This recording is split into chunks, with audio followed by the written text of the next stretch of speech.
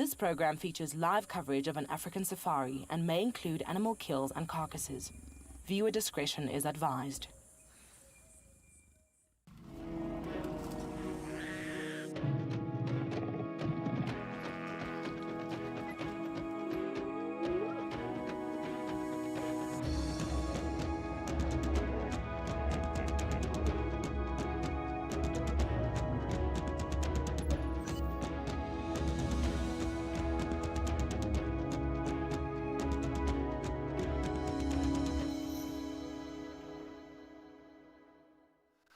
Good morning, everybody. Thank you for joining us on this beautiful sunrise safari here on Djuma Private Game Reserve in the Sabi Sands in South Africa.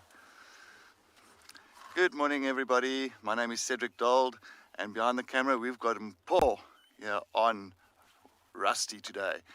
And on Wendy today we have got Kelly, and inside Pridelands we have got JP.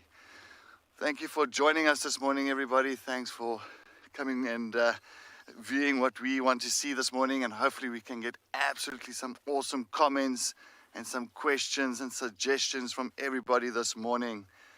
As you know, you can jump on our social media platform, Twitter, and just go on hashtag WildEarth, or if you need to, go onto our website, wildearth.tv.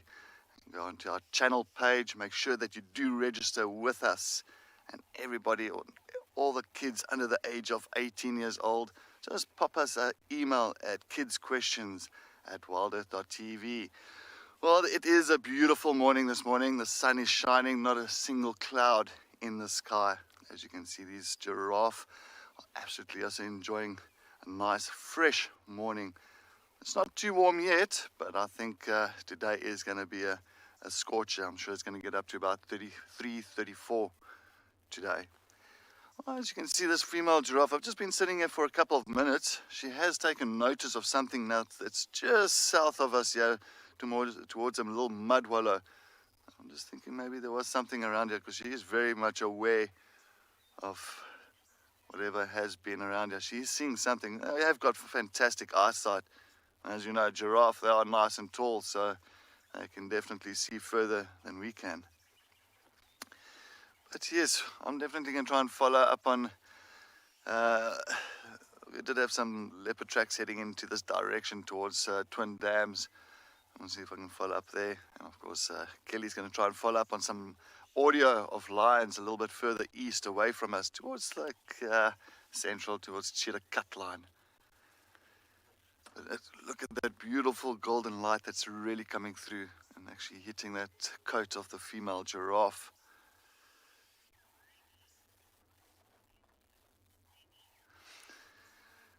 Lenny, good morning. Thank you for joining us on our sunrise safari here on WildEarth. Yes, she is a beauty. I fully agree. And of course, there's a youngster with her here with the little fluffy horns just to the right. As you'll see coming through here now. Very, I love those little ones with those fluffy horns. Of course, those hairs haven't really fallen off yet. I think it's a young female, so of course much thinner horns compared to the male. It is really a tall animal. The tallest land mammal that we do have in the world. You're looking at about, that female, about 4.5 meters. A male get up to about 5.5 meters. The male's about a meter taller than the females.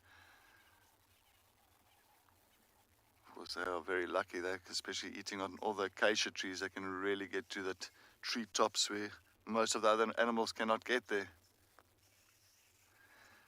We'll carry on watching them. Let's see what the weather is like around here today.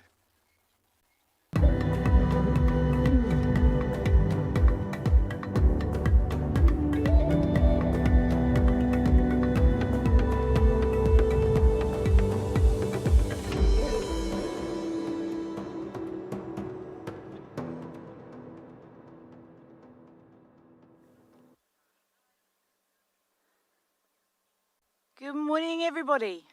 I think the weatherman is correct for now, but I think it's going to be much hotter than 26 today. There's not a cloud in the sky.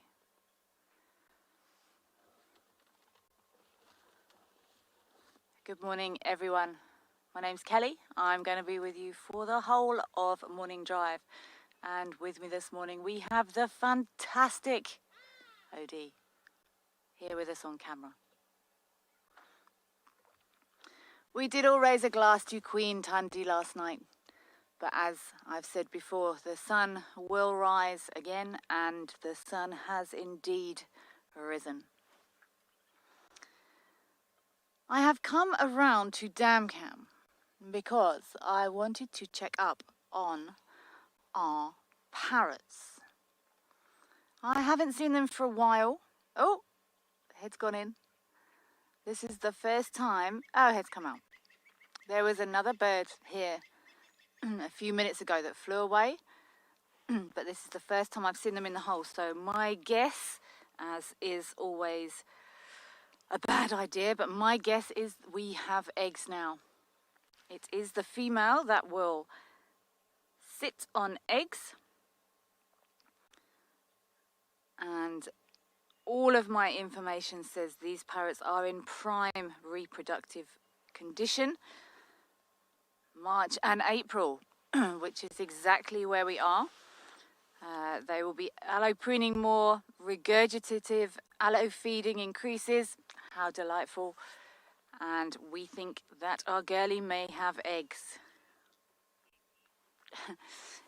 Betty, yes, peekaboo. We've been watching this parrot in and out of here for a little while now.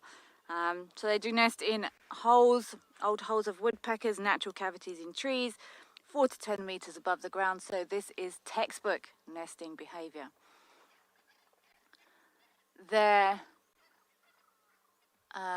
When they do lay, their hatching is, I think it's between 26 to 30 days. So keep your eyes open. So we would be expecting the male to be coming backwards and forwards to feed this female. There was a brown-headed parrot here when we arrived, but he's gone off maybe to find some croissant, some orange juice and some coffee for this expectant mum. Or not, maybe just fruit. Fruit's good though, fruit's also good.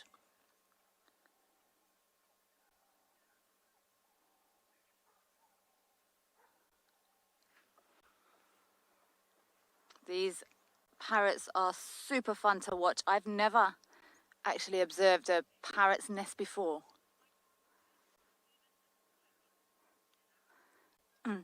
Hannah, it will be very cool if we do see these little parrots, but I have seen pictures of young, they won't fledge, they won't come out of here for a while. I think probably about 3 weeks-ish we won't start seeing them. They don't start getting feathers on their heads till they're about 28 days, so we might not see any little ones for another 2 months maybe. But I've seen pictures of young hairless parrots, and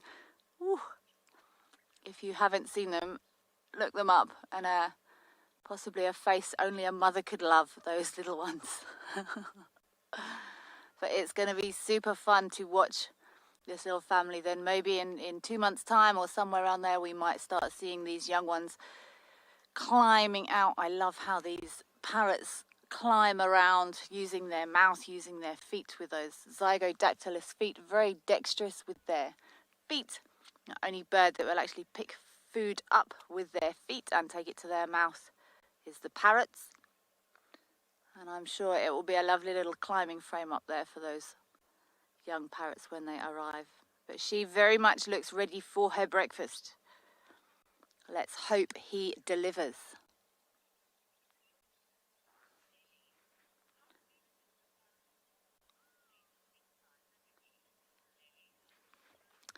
Nelly, that's a really good question. I don't know. I think it will be quite deep, because they wouldn't want those little ones sat right at the front of the hole. But I'm not sure, actually. I've never seen inside a parrot's nest. I can investigate. I know some birds that do nest in trees, they do have very deep holes in there. But I'm not too sure. I'll see if I can find an image of the inside of a parrot's nest. but they don't normally sit them level with the hole, Nelly. They would normally drop them down, so they've got a little bit more space. But we just need to hope that nothing goes up there, like a monitor lizard or a snake or even a genet. But we will watch this nest with bated breath. We watched them on the reconnaissance for our new home a while ago, and it definitely appears that they've picked this spot.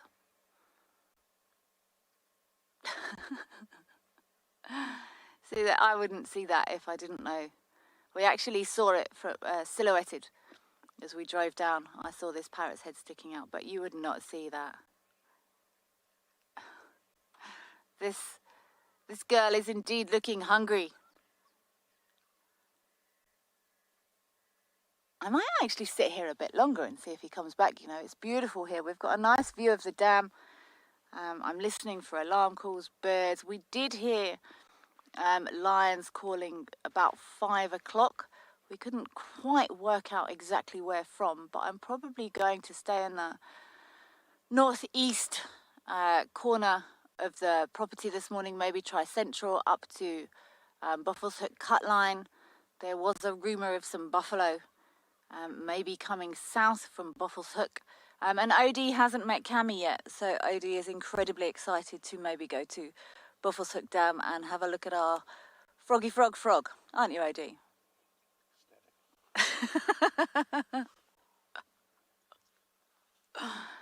But we shall see. I did find Mohawk at the end of drive yesterday, and he crossed straight south out the property very shortly after we went off air. He got up, walked straight south, and he's gone. But we shall see what we shall see. Thank you for joining us.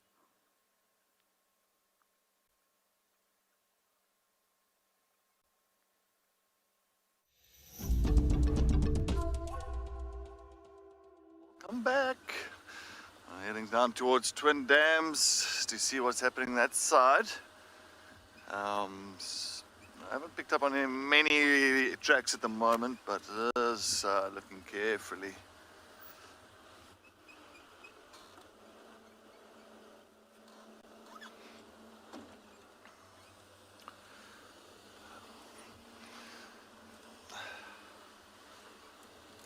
Nice and fresh. You can actually feel that the winter is slowly but surely coming in. It's creeping in day by day. Day by day it's getting fresher and fresher. But one thing I like about this time of the year, once that sun does come out like now, the temperatures really start becoming ideal, like early mornings, which is lovely. It's fresh, not too hot, not too cold. I think it's a fantastic time to be driving around and looking for all our special friends and characters in the area. Hopefully we can get some nice for everybody this morning.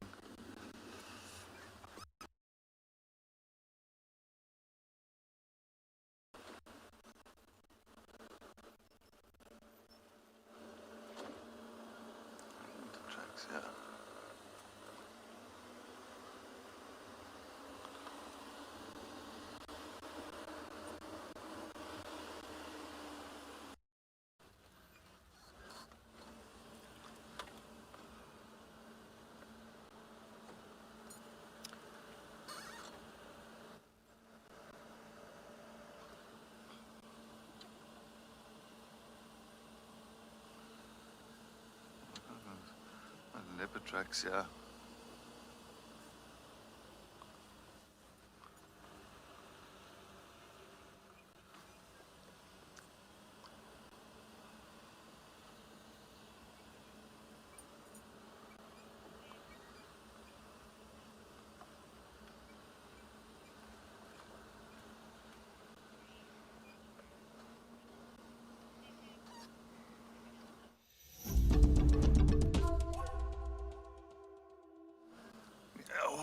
Welcome inside. I just want to take a look. I did find some tracks around here. I just want to double check. A lot of hyenas are heading down towards Treehouse Dam. Not Treehouse Dam, Twin Dams. So I want to take a look what's happening, because there is loads of tracks up and down, yeah. And of course this is where, and Mohawk and old Purple Eye was around that side as well. I think, but last night I think she moved off, the last I heard. I just want to make sure that we're not going to miss a track here that's actually heading into that direction. Because it's still nice and cool. It's not too hot now at the moment, so I'm hoping that the predators are still a little bit more active. I'm just going to go through. Might lose a little bit of signal here. Might just break up a little bit, but let's quickly get through here and try and get out of this area that sometimes there's certain little dips at the signal. We do lose the signal. Hopefully it's better now.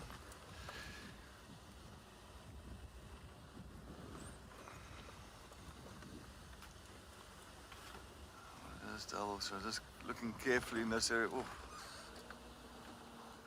Looks like something on the ground there. It's also got a bit of a funny smell that's coming from some twin dams. It smells very fresh, very fresh. Yeah, still a lot of tracks, still a lot of hyena tracks heading down this side. Look carefully around here. All right, Rusty, you don't have to rev up. You can calm down. I think Rusty's just getting a little bit excited for the game drive as well.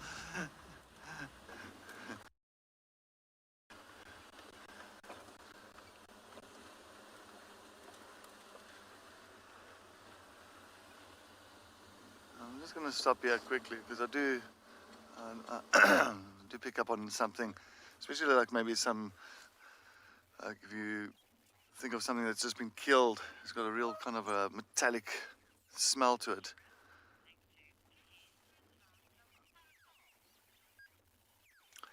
Anyway, well, we'll sit here at Twin Dams. Let's go to Kelly. I think she's got some guinea fowl. I think guinea fowl. Yeah, guinea fowl. Some nice little birds. Bush chickens.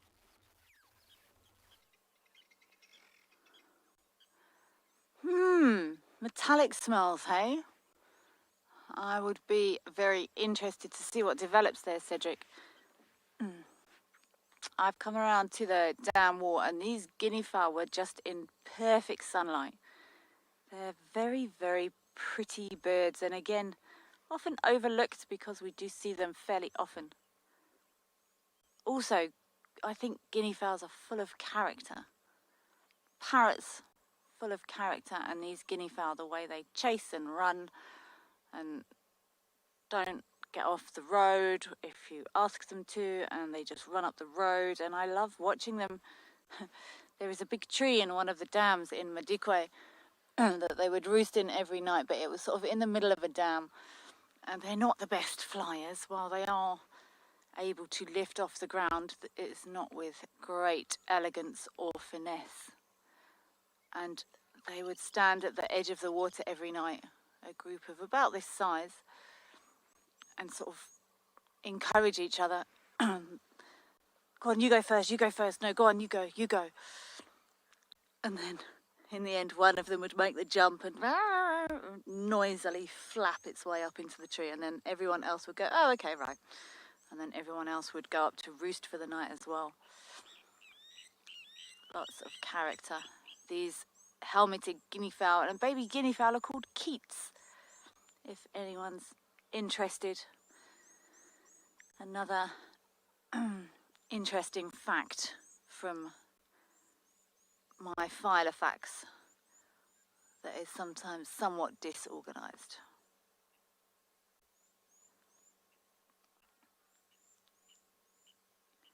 And they will go off, spend the day feeding. I'm fairly sure they probably roost somewhere around here. Often we hear them getting up in the morning, and then they will go off for the day to forage.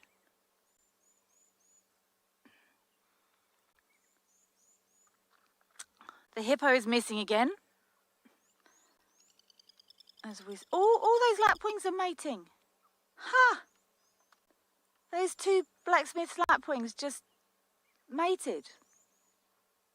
I've never seen that before.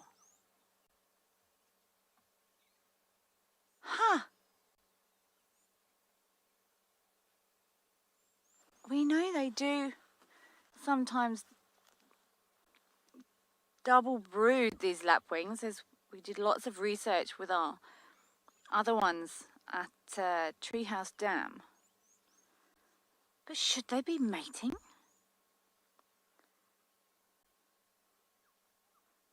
Huh.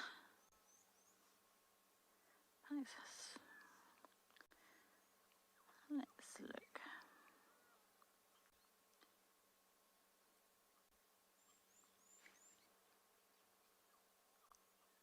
Sorry, did we interrupt you, birds?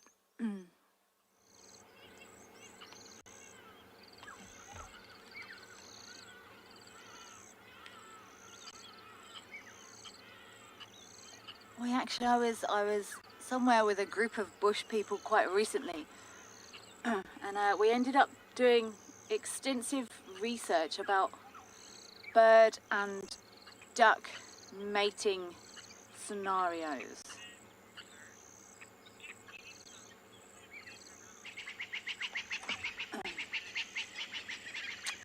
Earth lover, yes, they do.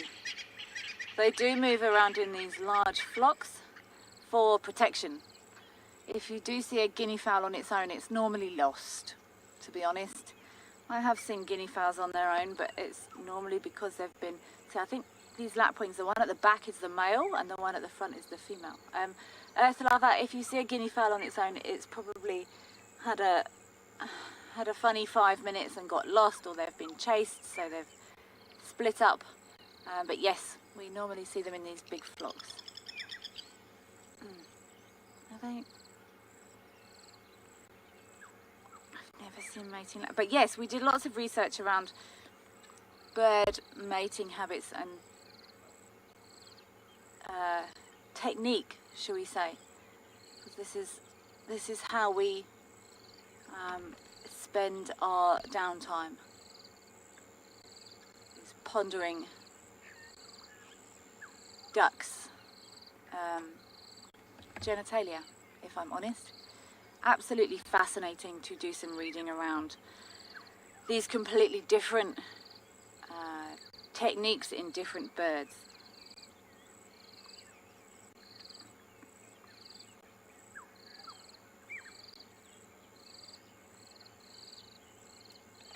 So they do lay year round.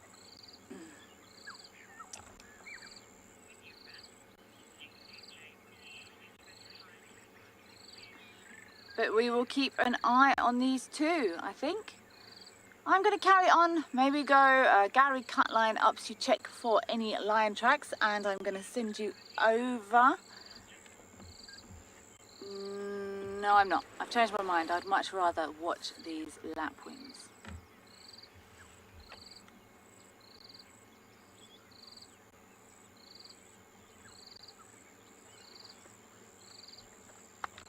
Still trying to find out what those two little flowers are that I've been attempting to ID for a few days now.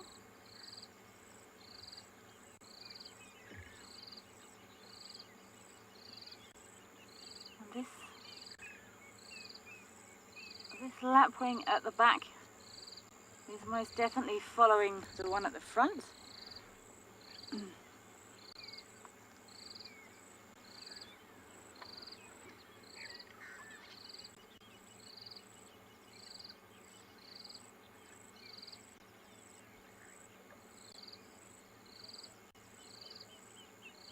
Birds often have quite elaborate courtship behaviours.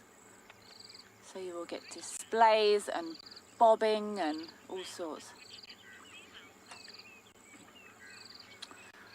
Bob, I'm saying the one to the left, well, there's actually three there now. I think the one to the, oh, they've moved. The reason I would be able to guess which one was which is because I just saw them mating, to be perfectly frank with you. They're not easy to distinguish.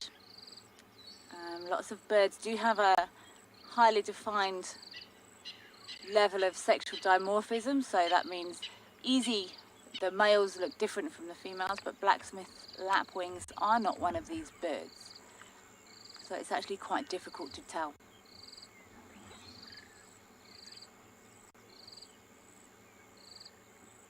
But they've all jumbled up now. It's like, you know those quizzes where you have, or the cups, someone puts a ping pong ball under a cup and they use sleight of hand and they mix them all around.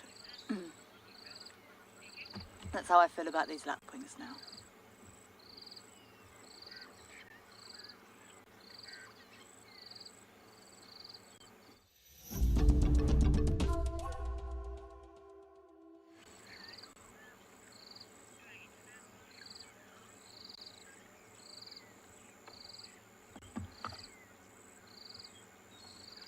I am going to sit for just a few more minutes at this dam. I think it's amazing what they've just made it again. They've stopped now.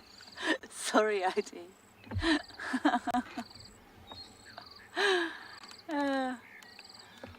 It was very quick though, so you didn't miss much.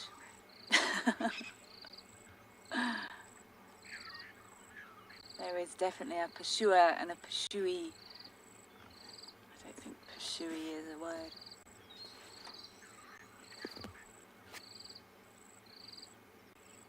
They're shy, Odie. They won't do it on camera for you.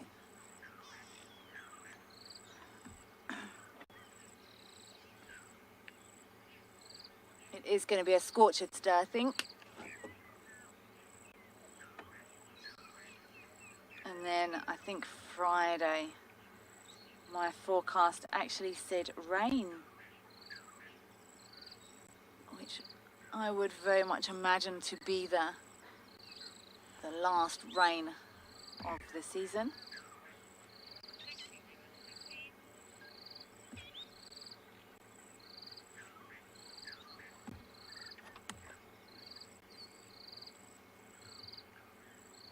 Beautiful spot to sit and wait for the world to warm up.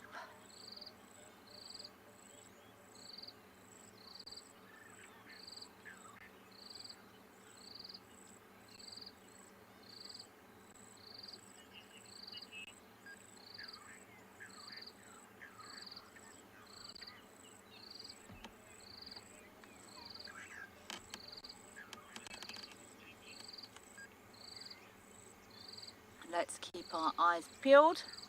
Oh, there's lots of lapwings here now.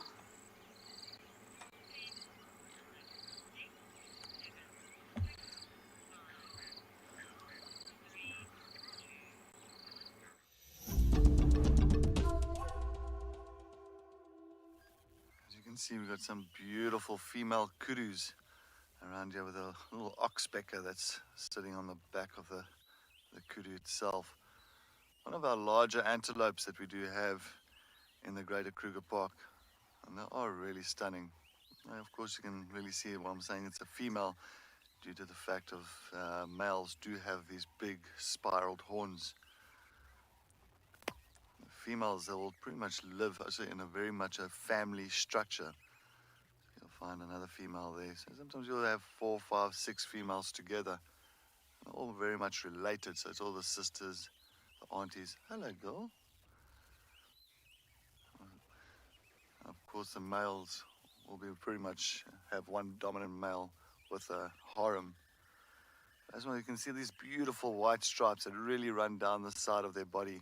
The main reason for that is because you'll find that the kudus are browsers, so they're always mainly in these very thick areas, thick vegetation. And with those white stripes that do come down, it really breaks the outline of the kudu. So it's a little bit more difficult for the predators to really make out that it is an antelope that's in the thicker areas. And each one's stripes is very different. It's just like, it's almost like paint. It's just come like run down from their spines down to their bellies. As you can see, you'll find that those got those very big ears, really, really large ears. So they've got fantastic sense of hearing. So in case of anything that does approach them in the thickets, if they don't see them or smell them, they can at least hear them. It's almost like satellite dishes on their head. A really, really fantastic sense of hearing. Am I young girl? A younger one that's gone past. I just really see two here. You usually find more than two in these kudu herds. Just really the two females around here. In a couple of days I saw a beautiful big male there towards Chitwa's airstrip. I think those males are quite impressive. Very, very impressive. Anyway, the kudus did move off into the thicker areas. I'm thinking we're going to head towards Treehouse Dam. From Treehouse Dam, maybe see what's happening at the hyena den. Maybe we get some activity, maybe some adults around there. They'll be very good to actually see little cubs again. I haven't seen them for a while, so let's make our way that side. See what we can pick up on there. But if anybody's got any suggestions for the morning, please send them.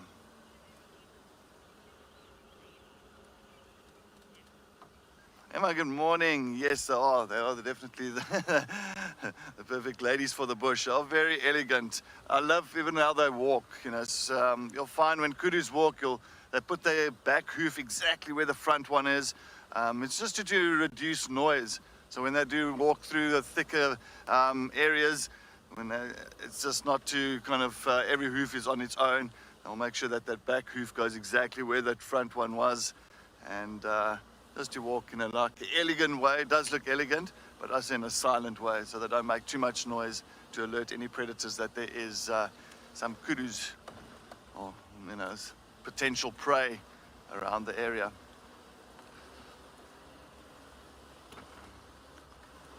It is getting quite warm now. Warmish, warmish, warmish, warmish.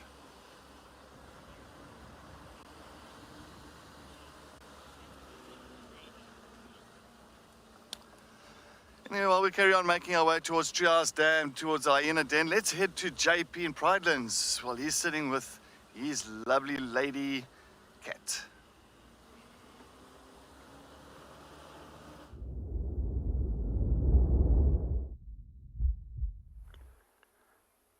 Good morning and welcome to Eco Training Pridelands. So far we've had a lot of lion activity in terms of calls throughout the night. We immediately decided that we're going to go and follow up this morning, and we did get lucky. And we've managed to locate on Lagafer. For a short while she was lying in a direct sun, and as it became warmer she actually opted for some shade. So my name is JP LaRue, and behind the camera we've got BK. We're going to sit here for a little bit longer and hope that she's going to come out. But she's literally less than 4 meters away from where we are at the moment. It's amazing how a lion can so quickly disappear. The only thing that we do sometimes see is when she does quickly get up to reposition herself to make herself a little bit more comfortable. And for a short while she was also feeding on some grass, which might suggest that she wants to actually make herself ill. Quite often this assists with digestion or assists to bring up food particles which is not so digestible and is not agreeing with her.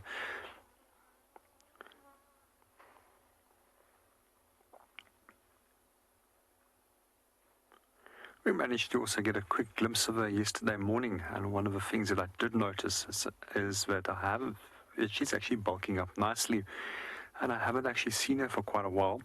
And this morning I had another look at her, and it seems that she's been mated with recently, and hopefully one of these days we actually might get some lion cubs from her in the area as well.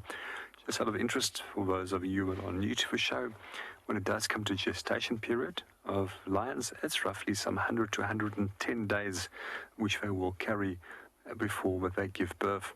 What I also find interesting is that the adult weight compared to the weight of a cub is less than 1% of adult weight, and they weigh roughly some 600 grams to 800 grams when they are born. And for the first 6 days of their life, their eyes are going to be closed and they're going to be pretty immobile. And a female is going to thickest vegetation or crevices where they cannot be detected by putting very similar leopard was doing from the other night when she was hiding her cubs in that rocky area.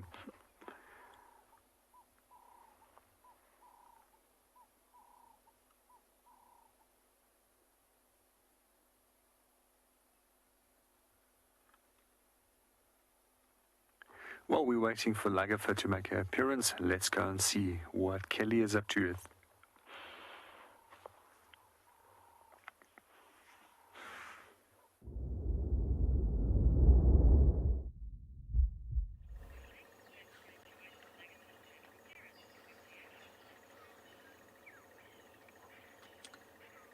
Good luck with Lagerfeld there, JP.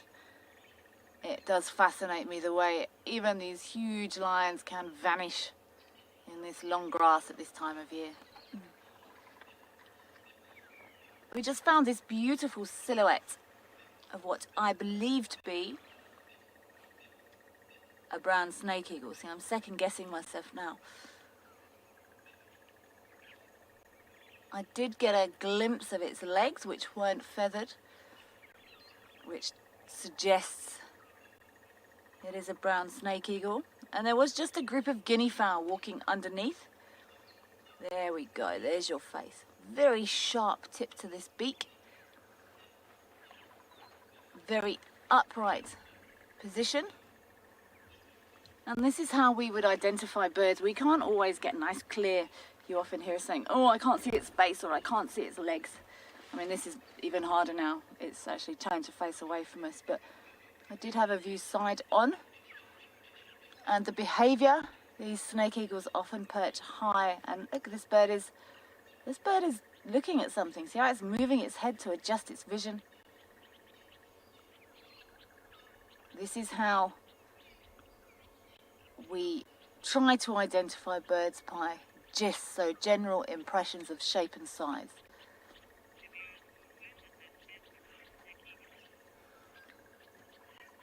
Thank you for your help, everyone, in this confirmation.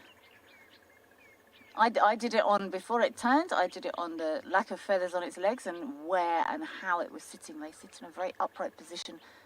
We did just have a group of guinea fowl pass underneath. There have been records of these eagles taking game birds in East Africa. But normally this area, look. This area is definitely more snakes and other reptiles. There's a record in, I think it's Zambia, of one of these brown snake eagles taking a 2.78 meter black mamba, which blows my mind. These are not big eagles.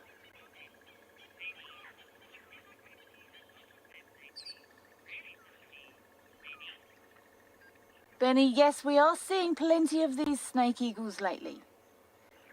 So remember, a lot of our other, well, some of our other raptors, like our Wahlbergs, for example, have probably gone now. And while they wouldn't really, no, they might compete for food a bit. I think a reason we see lots of them is they sit on the tops of these trees. And they're beautifully visible to us. And we're able to get nice views of these birds. So they're definitely not immune to snake venom, but those heavily scaled legs do help it out. Okay, there was guinea fowl here. I think I'm gonna carry on. But this is this bird identification by gist. Sorry, I just thought I saw a leopard track. Is practice. And I will be completely honest, you do get incredibly rusty. If you're driving 42 days in a row every day on a cycle, your eye very much gets in. Okay, I'm going to carry on, and I'm going to send you to Cedric, who I think, fingers crossed, has made his way to the hyena den.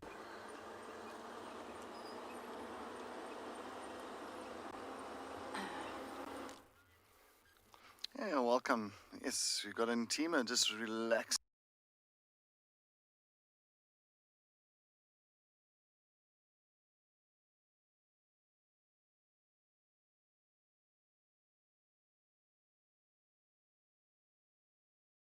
I haven't seen Corky or Hart because they also use this den and Ribbon. I haven't seen them around here or the den itself for the last couple of days. But then again, they've also been very busy. I think there's also been the wild dogs that's been in the area, and the lions have been in the area, so I think they've also been very, very active and very busy. And of course, you know that Intima's also got cubs. She's got one cub.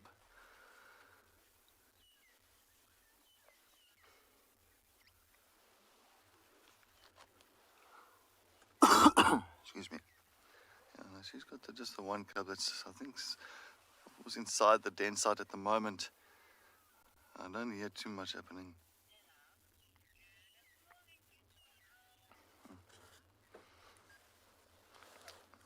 Hello, good morning. Thank you very much for the comment. Yes, good morning, beautiful girl. Definitely, I think it's fantastic just to see one of them at least at the den site. I've been back and forth at the den site for the last couple of days, and every time I've been here, there's no activity. Well, there's no adult at the den site. But definitely, it's nice just to see one of them aside. But I haven't seen any of the cubs, as I said. Now it's just I think they're all resting inside. I think maybe they've been quite active during the night time. And now, of course, it is getting a little bit warm. I think the little cubs are all really taking shelter inside these termite mounds or inside the den site itself.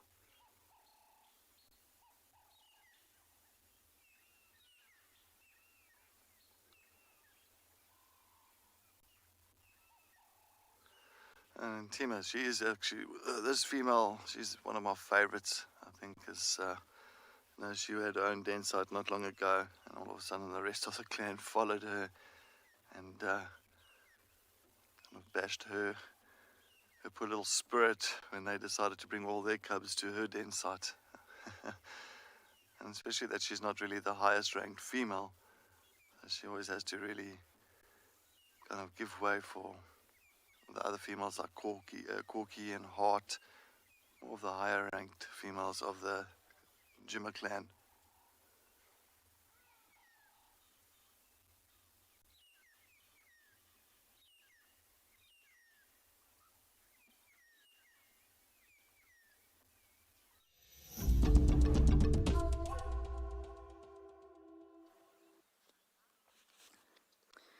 We just popped around to the other side of this brown snake eagle. I thought it would actually fly away, but it hasn't. Oh, what a lovely view. This is a not quite juvenile, but not fully adult plumaged bird.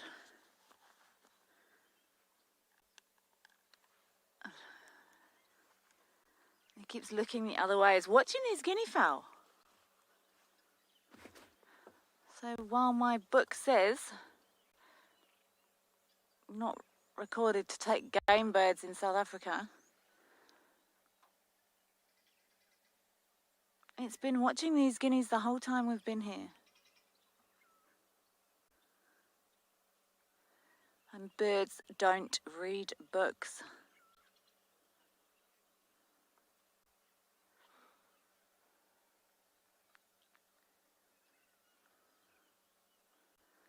The sun is racing up. My fleece is off and it's going to be a scorcher.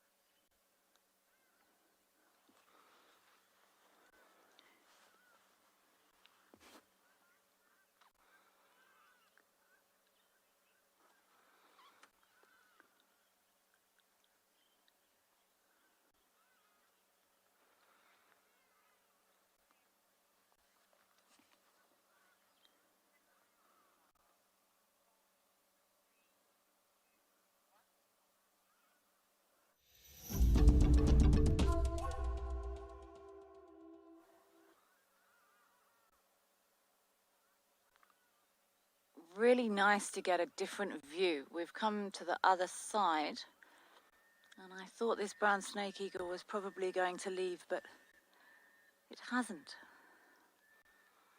Lovely view of this slightly immature.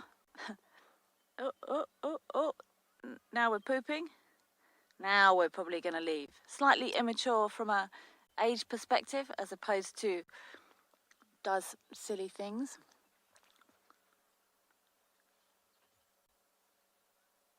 A little bit of a relocation.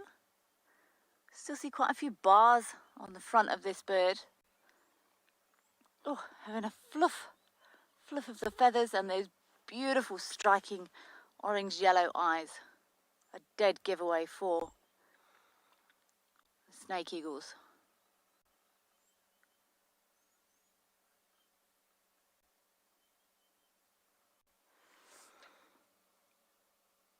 So while this isn't one of our biggest eagles, they're not small.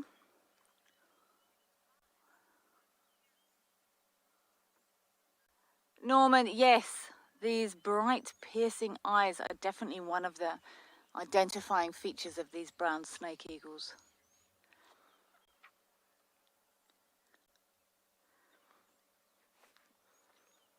So this is a medium-sized eagle. Their wingspan can get up to about 1.7 meters, and they stand about 74 centimeters, weigh around about 2 kilograms, which is not a small bird, but not one of our biggest eagles. That would be the crowned eagle. Is actually the biggest eagle that occurs here. Lots of people think it's the Marshall. They're not too different, to be honest. And then all the way down through all to your little pygmy falcons and things, black-winged kites. So this is a mid-range, but look at those eyes. You can see into your soul.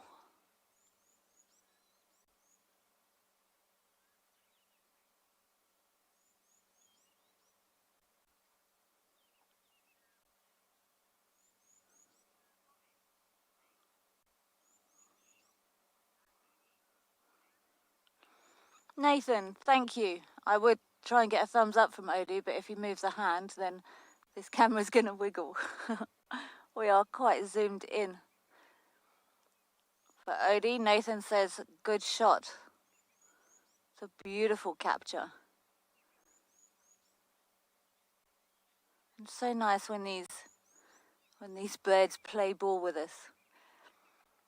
It becomes a game of, oh, is it going to stay that? Is it going to stay that? And then invariably they depart. But this brown snake eagle has been an absolute superstar this morning.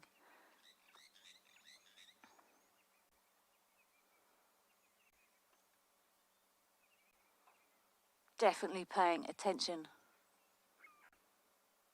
And it's on this area of slightly shorter grass as well.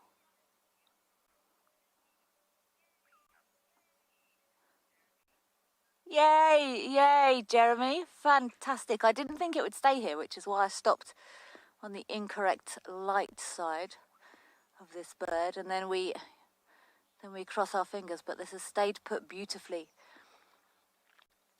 And these birds are quite often easily disrupted by our presence. Well, not disrupted, they will just rather move. But we drove almost straight under this bird, because this is the road I need to take up to the cut line to look for lion tracks, although I have been hideously distracted as per normal on my way. I'm actually a very prompt person in the rest of my life until I get into the bush, and then I do tend to get hideously distracted. And it's actually the last couple of days after I had that morning of tracking lions with no luck. The last couple of drives, I've just let the bush lead the way.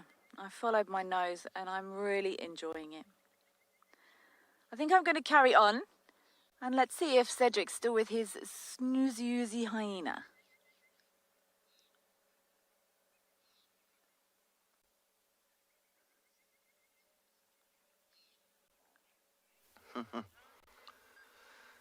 Yes, definitely. I think it's always nice getting sidetracked by a beautiful eagle like the brown snake eagle. It's been funny that we have been seeing quite a few of them around. It is a stunning eagle, that beautiful yellow eye. Because here we're still sitting with all Djuma. She's still just relaxing here at the entrance of the den. I haven't heard any, or I haven't seen any of the cubs yet. I think they're still fast asleep. I think they're not really too active at this point of time. But she is a beautiful girl, this. I mean, Djuma's around about 5 years old. I think she was, yeah, I think she was born in about 2017, this time of the year.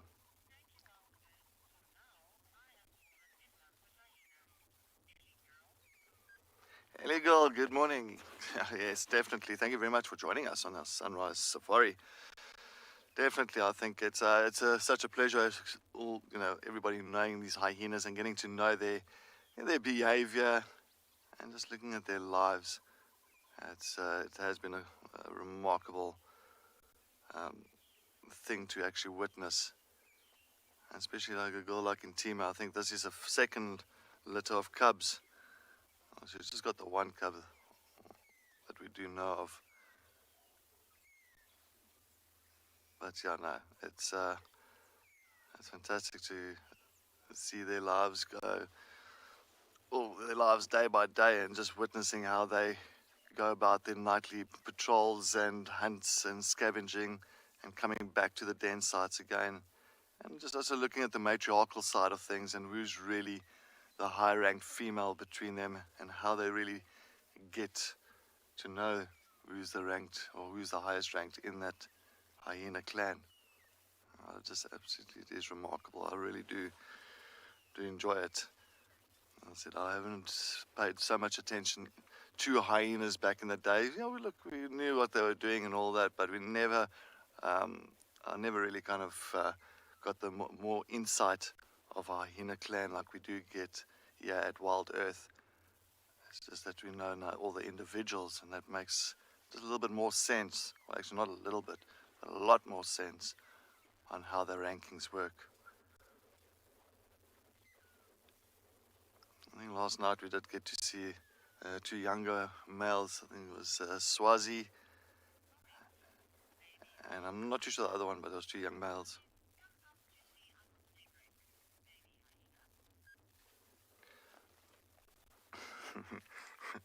Baby hyena, good morning, good morning.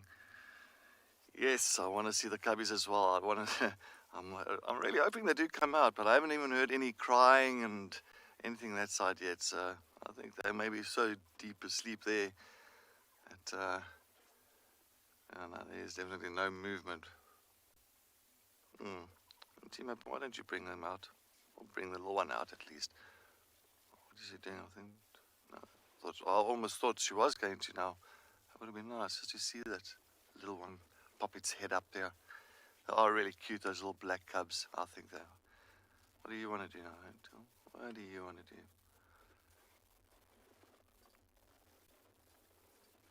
Well, at least she's standing up and giving us a little bit of a pose. Thank you, girl. Thank you. I think it's such a beautiful photo that like this hyena sitting at the entrance of a den, like standing like that. I think it's stunning, especially that light that's coming on her, and see all that hairs on the neck. Oh, okay. Seems like she's just as lazy as everybody around this den.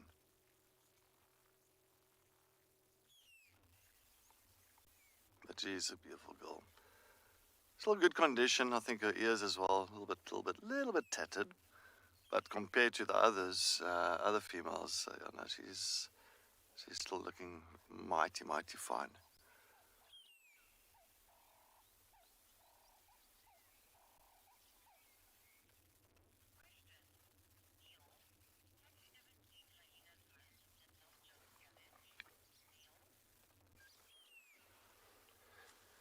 Neil, good morning. Thank you very much for joining us. Yes, thank you for the questions, dude.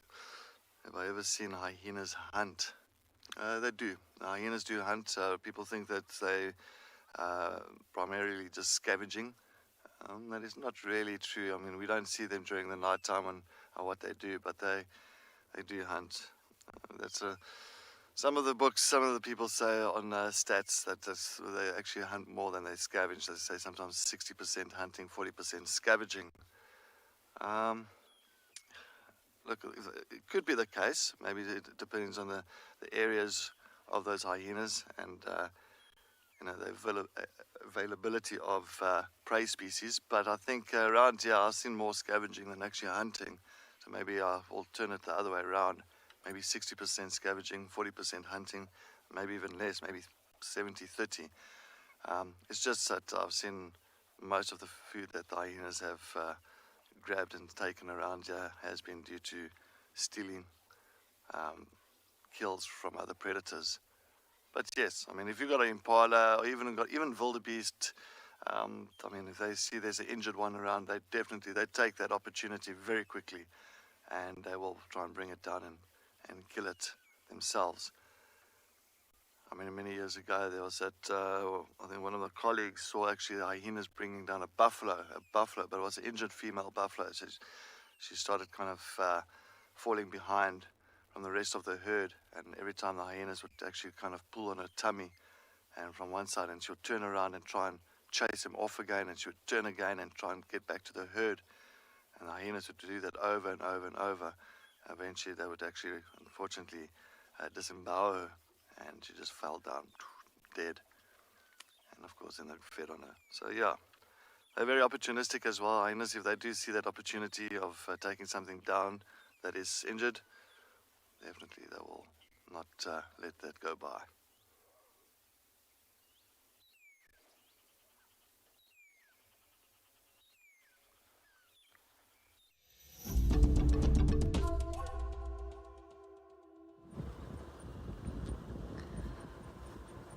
You are indeed correct, Cedric. I've missed it by a couple of minutes, but I've watched hyenas take apart a kudu as well. And there are some areas, I can't remember where, but lions actually follow hyena. It's a complete reverse. And the lions will try and take kills from hyena rather than the other way around. I am on Buffels Hook Cutline, and I'm going to take a slow cruise along to Buffels Hook Dam while looking for lion tracks. We did hear lions calling early this morning. Yeah, there's been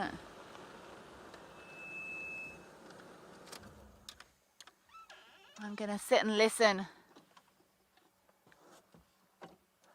I haven't heard anything for a while.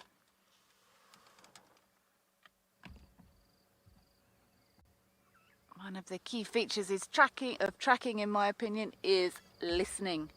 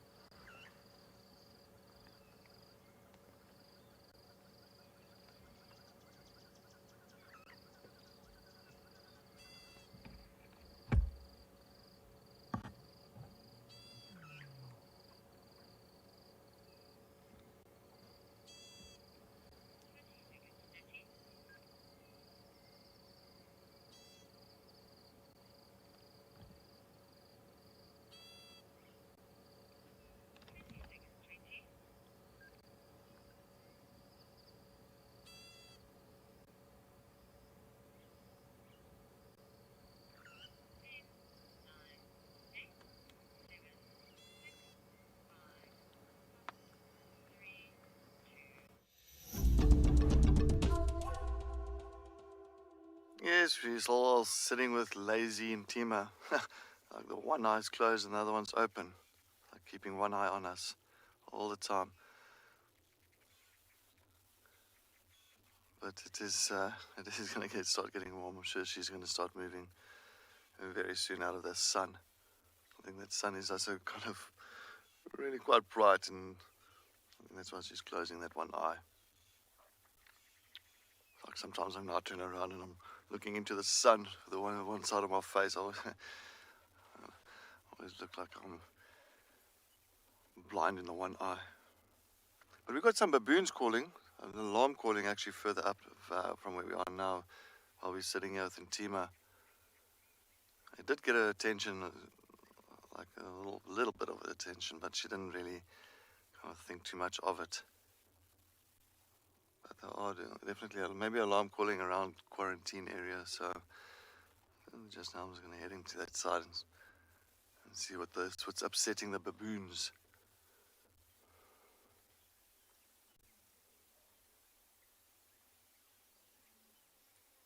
Or lions as well.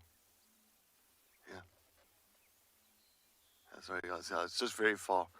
Just got a very, very, very distant lion call.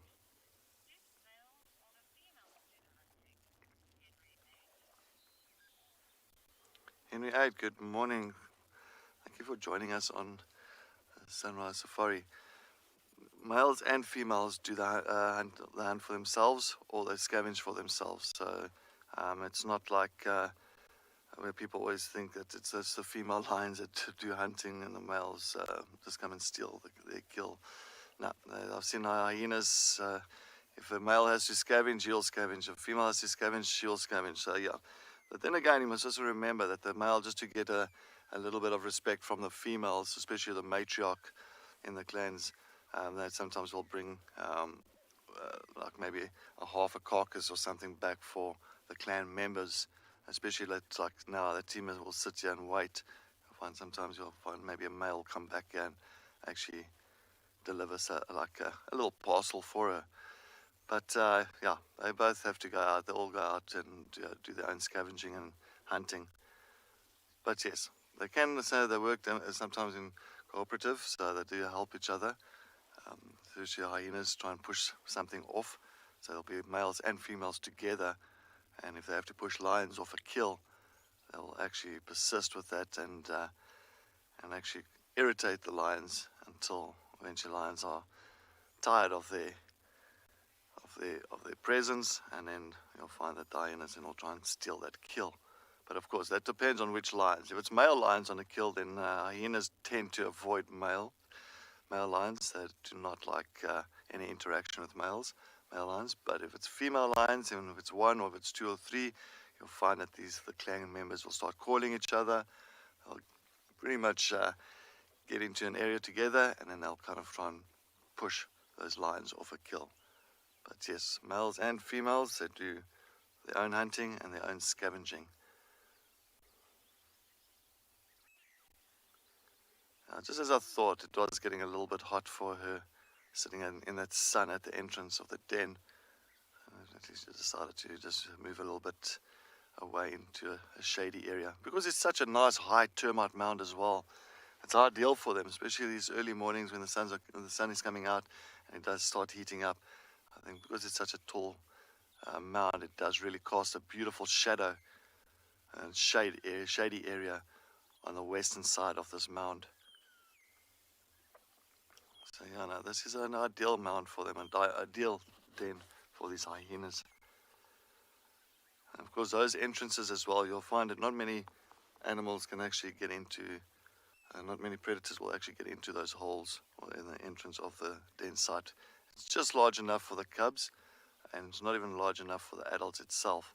So they'll make sure that things like leopards, lions, if they do come into this area towards the den site and their cubs are inside, at least they know that the cubs are nice and safe from any predators.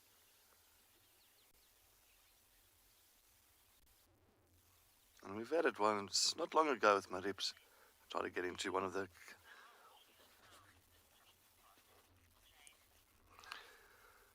Rips tried to get into one of the den sites not long ago, but of course it's just too small for him, and then he just gave up.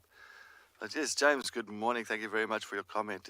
She definitely has found a very sweet spot on the mound. I think it must be nice and cool where she is now, especially that hasn't received any sun on that area yet, so that's perfect for her.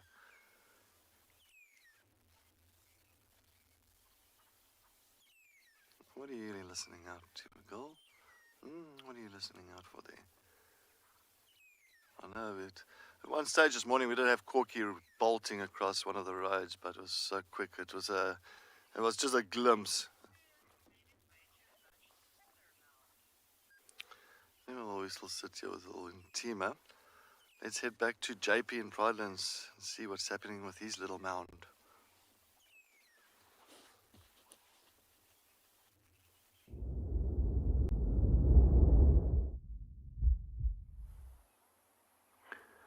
Welcome back to Pridelands. At the moment we are at a termite mound, and it's a fairly small termite mound that is often being utilized by dwarf mongoose. And what they will do is they'll actually go and sleep in these shafts of a chimney and then pop out here in the early parts of the morning. One of the things that we did notice in the past is that there's a large accumulation of dung on the eastern side of their mound, and there's a few fragments that are remaining right over here. And the reason why it's on the eastern side is because after a long night inside that little chimney, they want to get out and they want to expose themselves to sun, heat up their bodies, and then from there go active. And at the same time, that's also their toilet time, so they will defecate mostly on the eastern side, as I mentioned. A few things that I do find interesting is that the feces also acts as a territorial marker, but they also will use their anal glands to rub that on objects. And there's an interesting study that was done is that the scent that they deposit will last roughly for some 27 days. So within a territory of a group of dwarf mongoose, they will actually cycle through a number of these little dens or areas where they will sleep. But they have to revisit them on an average of no longer than 27 days. Otherwise, that scent will disappear, and that will then be indicated to other individuals that they can potentially move into the area as the territory is not occupied. And what you want to do is you want to actually demarcate your territory, but it doesn't need to be unnecessarily defended. But if it's a new group that does try and come and take over your den sites, then it's definitely going to end up in a fight. And the stronger group is the ones that are going to win, or the larger group at least in that sense. When it does come to dwarf mongoose, I do find that they're particularly interesting species. Just like squirrels, we also find that they will also drag their anal glands on top of one another. So that's quite a common trait with squirrels, as well as a number of different social mongoose species and other social animals. So they all have the same odor, and it makes it easier to pick up strangers that are coming into your group. Some of the other things that I find particularly interesting about dwarf mongoose is that their social structure is actually also female-based, where the female is larger than the other individual males are. Good morning to me and welcome to the show. Probably 2 or 3 meters. If you sit really still and you actually imitate their calls, you go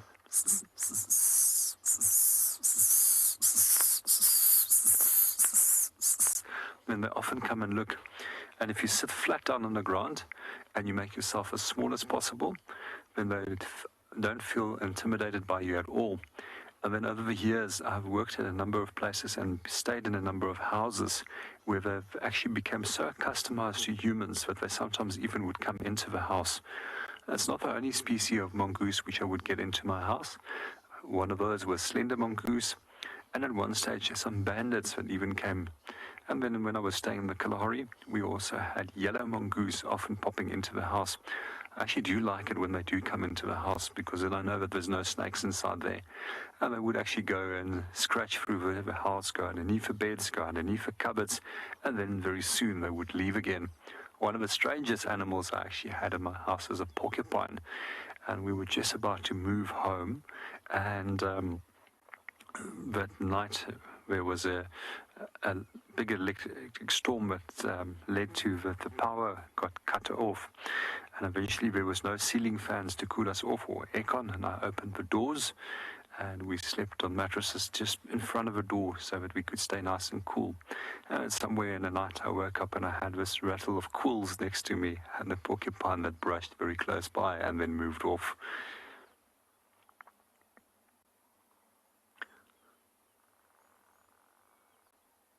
Well, coming back to the female, and what we mentioned earlier on, it's one of the few animal species where we actually have a matriarchal society, just like as an elephant. And that dominant female in the group is up to some 30% larger than the other members within the group. We're going to continue and see what else we can go and find for the morning.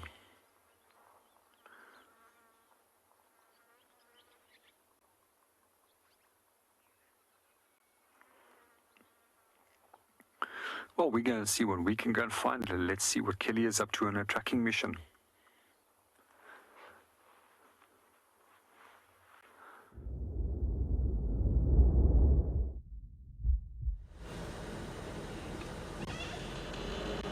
A porcupine in your house, JP? That could be a prickly situation. I am on Buffalo's Hook cut line.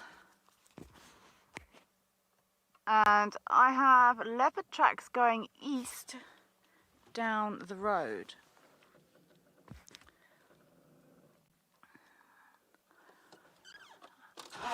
However, I am going to scoot into Buffalo's Hook Dam because I like Buffalo's Hook Dam.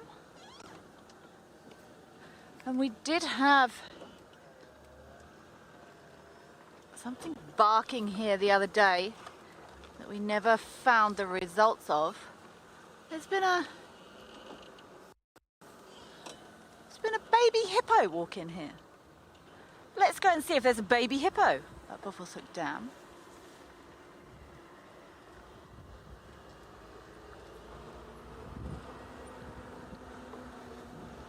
What strange things have I had in my house? Certainly not a porcupine. I have bumped into a honey badger in a kitchen before, and a hyena. I've bumped into a hyena in a lodge kitchen before. That was quite frightening. I very much gave the hyena the kitchen. I walked in after drive to grab some, I can't remember, and as I peered around the door was open, I walked through the door, and a hyena just stared back at me. I was like, okay. I won't bother getting my cup of hot chocolate then. I'm also looking for lion tracks here.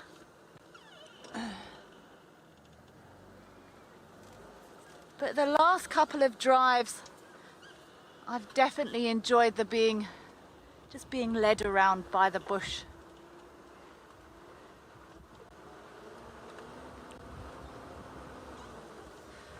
We are just the vessel. We just try and showcase what is happening here. The bush is the main feature.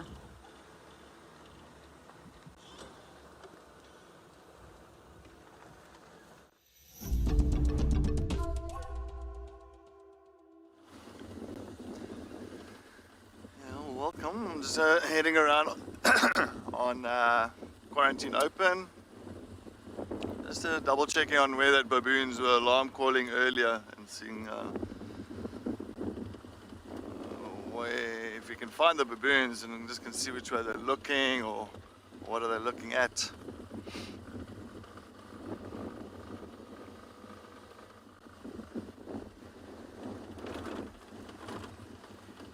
If not, then I think I'm going to head on to the northern side towards Gallagher Pan, Curry Dam again, just to double check around that side if we can pick up on any tracks.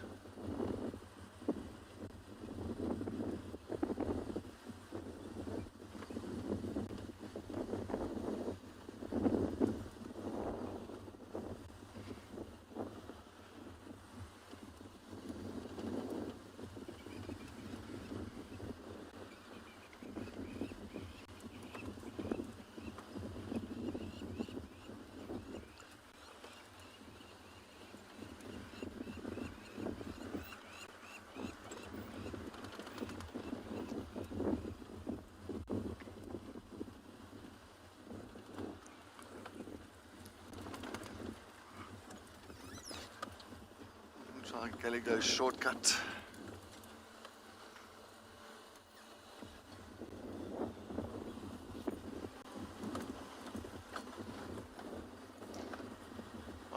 I'm hoping that Kelly comes right to those leopard tracks. Hopefully that leopard comes back comes back into Djuma. It'll be fantastic if that's the case. Follow up, eh? Follow up there, follow up there.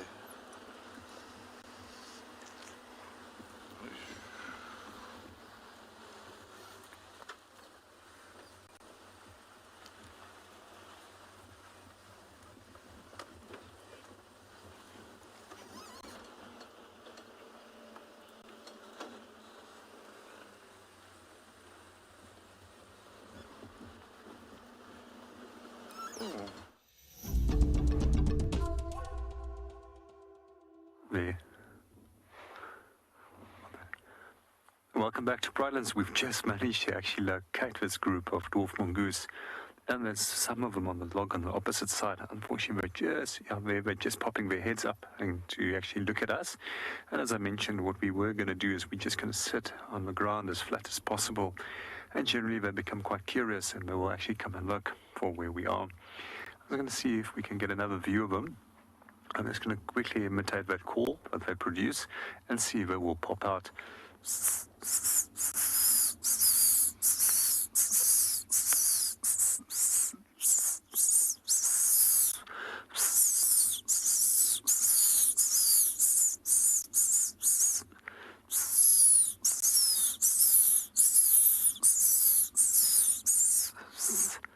It doesn't seem that they want to play the game with us this morning.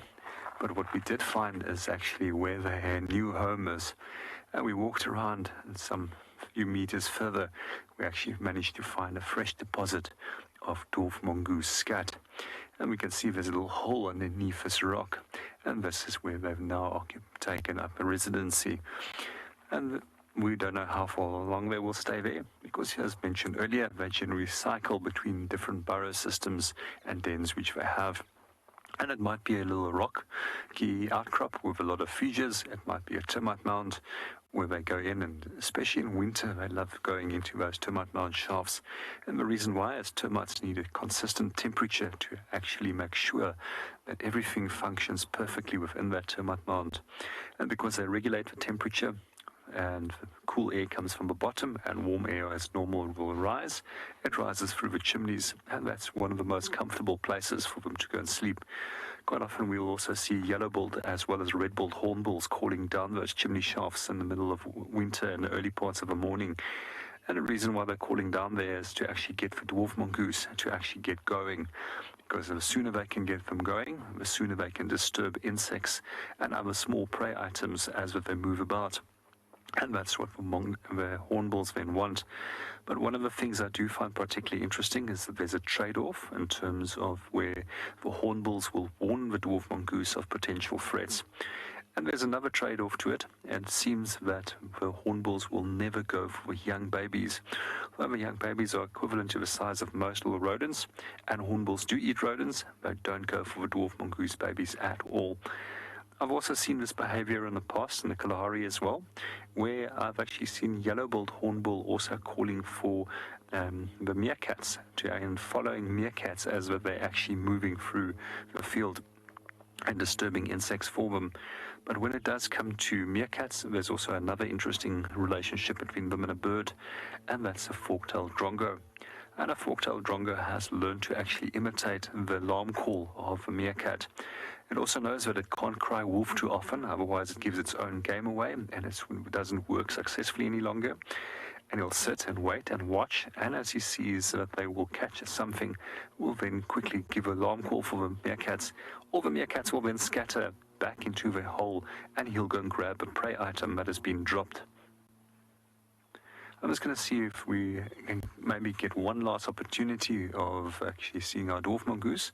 I don't want to imitate them too long, and when it does come to imitating animals, I don't mind using my voice. However, I strongly disagree if you are going to use any form of audio to call them up. And that should never be played too long. The imitation of a call should also not be done too long, as you don't want to upset animals in their normal behavior. Let's quickly see.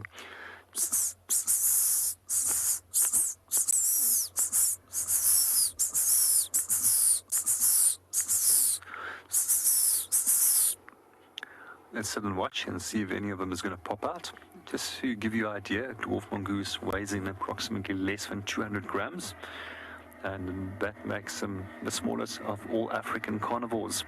If you compare them to a lion, which can potentially get up to some 240 kilograms, it's a big difference. It's also interesting that when it does come to carnivores and herbivores, we find that they all actually evolved from insectivore eating ancestors. And one group started eating meat and the other group started eating plants. And one of the things that I do find particularly interesting is that a lot of the herbivores actually became much smarter than the carnivores at that point. And all the not so smart carnivores actually became extinct. And all the carnivores that we do find today all almost seems to come from that single lineage of carnivores that smartened up and managed to survive. But for now, let's go and see what Kelly is up to.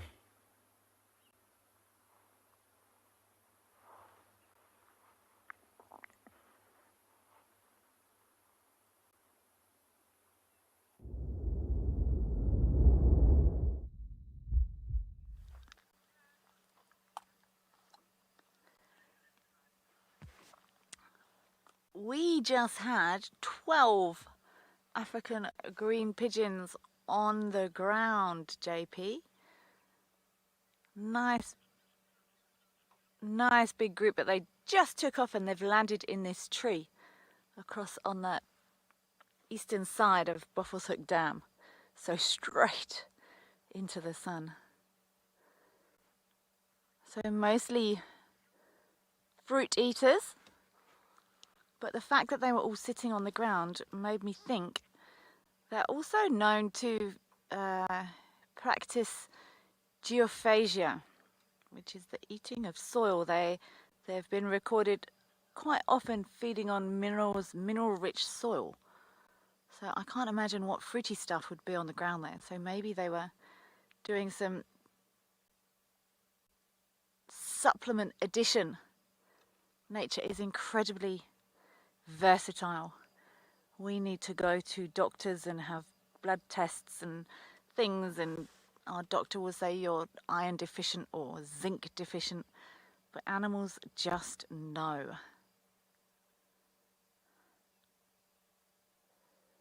The chill has most definitely come out of the air here. We've still got one or two sitting. If you catch these, it's actually difficult.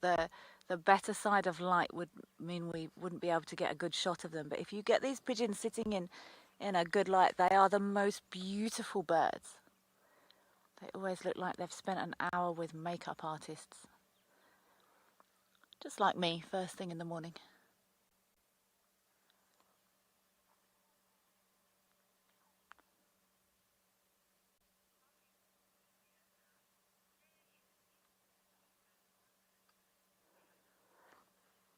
Yay, Leona, that's fantastic. I would actually be really interested to know. I'm sure we've got some very keen birders out there. I must admit, I don't have a life bird list because I know that if I had a life bird list, I would become obsessed with it. And I would spend the whole time driving around trying to identify small brown birds. So I don't have a life number list. So if you could send us in your life and numbers, if you do have a life list, I would be very interested to know. I know we've got some fantastic, we had someone get the African snipe call right the other day, which tells me there's some very keen birders. So please send your life numbers through, and I'm sure I will be deeply impressed, either through watching WildEarth or in person. I'm 80% sure there is a baby hippo in this dam. There's certainly a big hippo, and I think I saw baby ears just now, but it's a bit shy, so I'm keeping an eye on the water.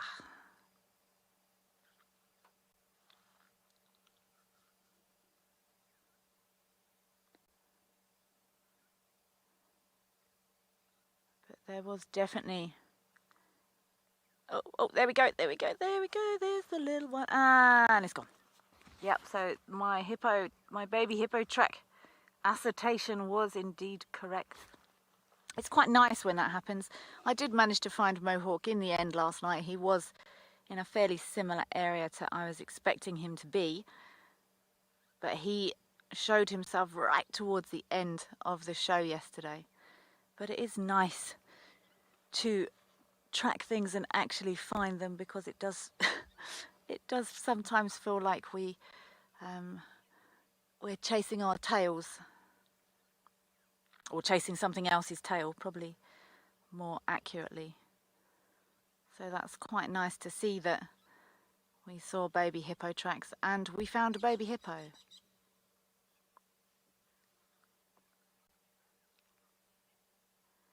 I'm going to maybe move around, see if we can't get a slightly better light on this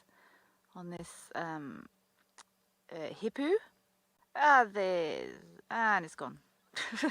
We'll maybe try and find a better light and see if we can show you this baby hippo.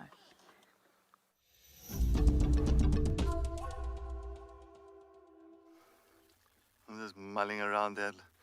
Looks like a nice female. Double check on that. Yeah, still got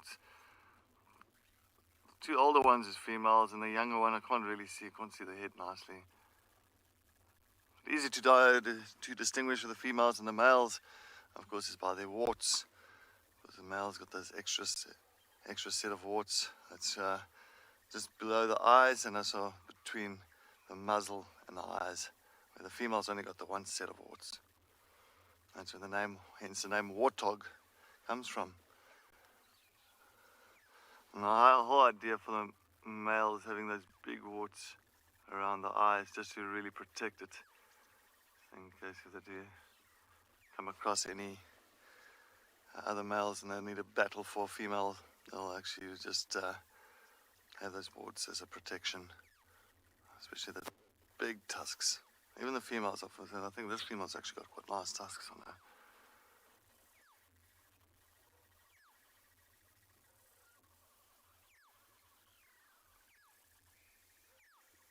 Yeah, she is absolutely a beautiful girl.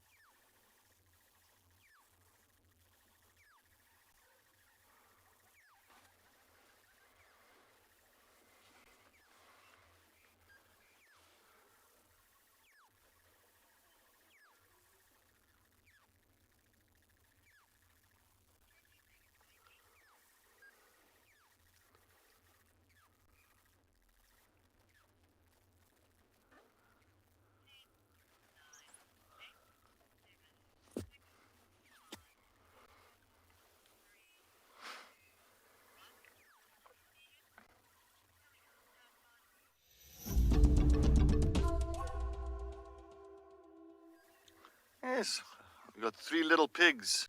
No, I'm just joking, not 3 little pigs. It's 3 warthogs. Of course, they're still eating nicely and just foraging next to the road, next to Central. And of course, you'll find there's an older one, a middle one, and a younger one. So you'll find sometimes the daughters will stay with the mothers for several years, and they'll actually have piglets together, and they'll actually share den sites, exactly where we came from now, the hyena den sites. They'll use exactly the same kind of concept.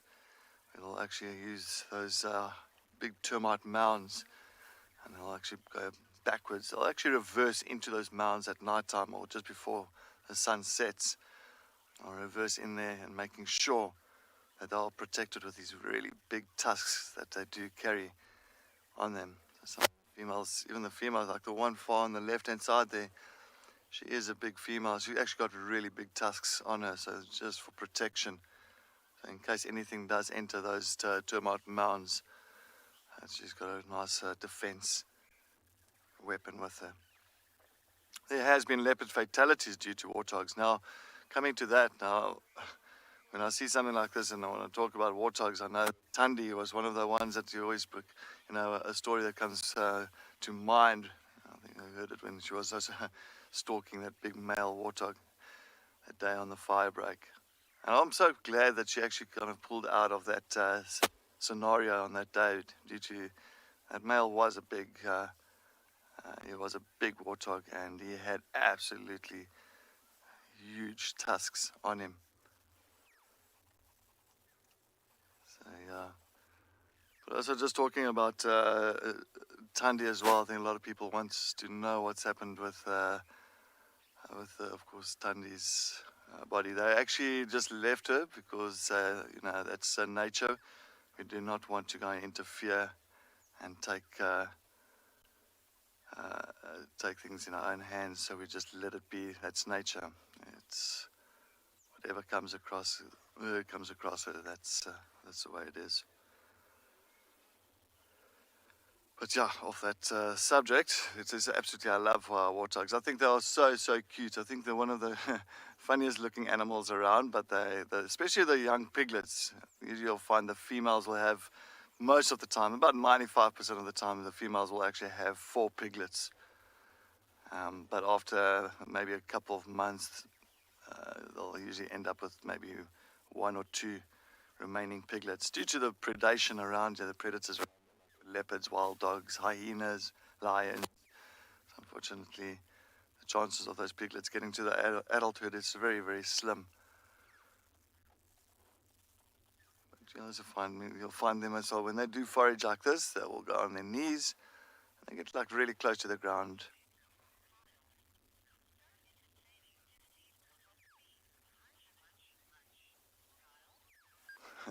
Kyle, good morning. Thanks for joining us on our Sunrise Safari. Yes, it is very funny to see and entertaining watching warthogs do how they feed. Definitely munching away there. You'll find that little one right on the far right hand side on the knees, so it doesn't have to spend too much energy getting down so low to the ground to pull all the little roots out and picking up on the seeds that's lying on the ground. So yes, they do really get low down like that. But they are very tough animals. They're very quick, they're very tough, so they are fantastic animals. So can I say, when they become adults, to get away from predators. And I've seen them actually running away from leopards before, and they are absolutely quick. They really they're lightning fast, especially with those little short legs.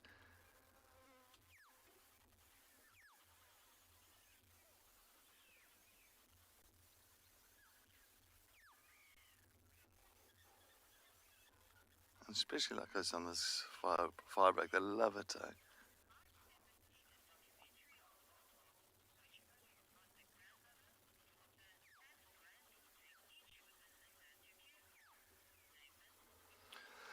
Nathan, good morning. Yes, definitely. I've used the documentary on the grandmother, the mother, and the daughter, and all of them have their own little litters of piglets, or your little piglets and that. Yeah, definitely. That's exactly what happens. So you'll find, even if this young one here that's with the other 2 older ones here now, if she's also a female, you'll find that she could also remain with the mom and grandmom for several years, and also having the piglets. Sometimes you'll find two or three females together, and you'll see like all these little piglets together and running together. It looks like like a herd, but we'll call a herd of, or a group of warthogs, we call it a sounder of warthogs. And sometimes you'll find these big sounders running off, maybe 8, 9, 10 piglets together, and it absolutely looks really entertaining when they run off with mom. But they are very protective over the youngs. So if these 3 females really have their piglets and there is danger around, it's amazing how protective the mothers are over those little piglets. Even if they put their own lives at danger, they will do it. But yeah, they're definitely content with life at the moment, enjoying this fire break. All the nice little grasses, little roots around here.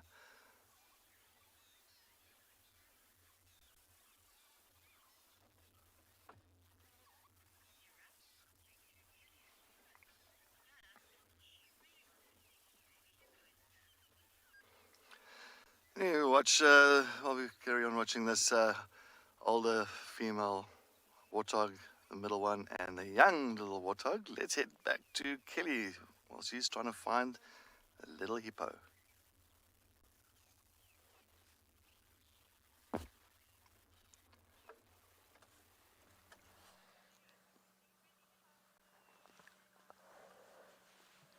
There is 100% a baby hippo in here. Baby hippos are tiny when they're born. Almost look a little bit like one of your baby warthogs, Cedric. So I have seen this baby hippo. You can see bubbles. We've repositioned a little bit so the light is a little bit less harsh. And I think I'm just going to sit here and see if this baby hippo doesn't show its nose to us.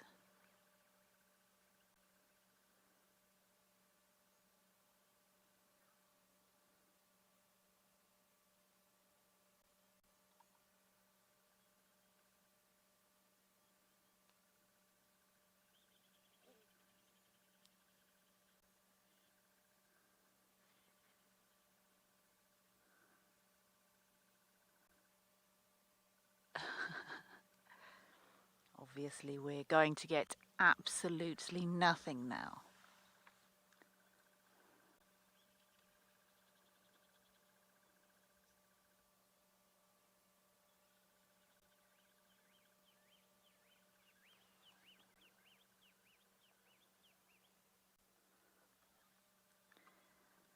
I'm sure these baby hippos have specialized lungs or something that can make that allows them to hold their breath even longer than the adults do. I don't really think they do, it just feels like that sometimes.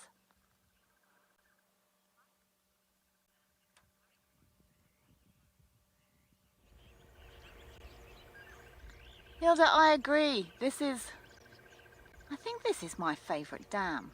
Or where dam cam is. I'm not sure. We've had well, there's Mum. We've had so much action on dam cam. But I actually really enjoy Buffles Hook Dam as well. I found a beautiful spot on the opposite corner that's nice and shaded in the afternoons. And I think it's actually quite nice. Buffles Hook, Twin Dams, Treehouse Dam, they're all quite near the boundaries. So it's nice that animals might duck in and out to grab a drink as they pass along the cut lines. Are we gonna get a baby nose? Yay! 3. Oh, it's not a small baby. 3, 2, 1. Ah. Hello, little guy. And gone. That will do me.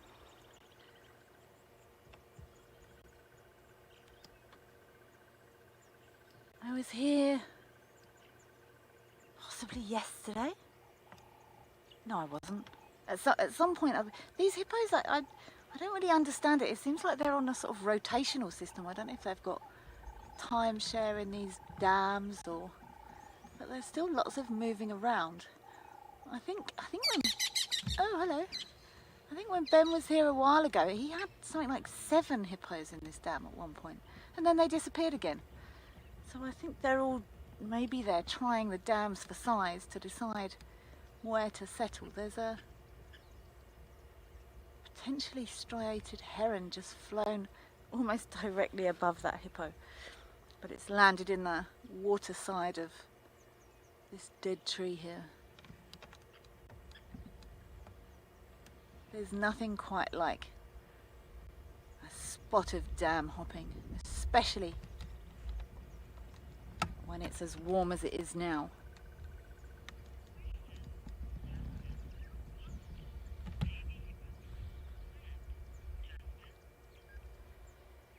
Justin,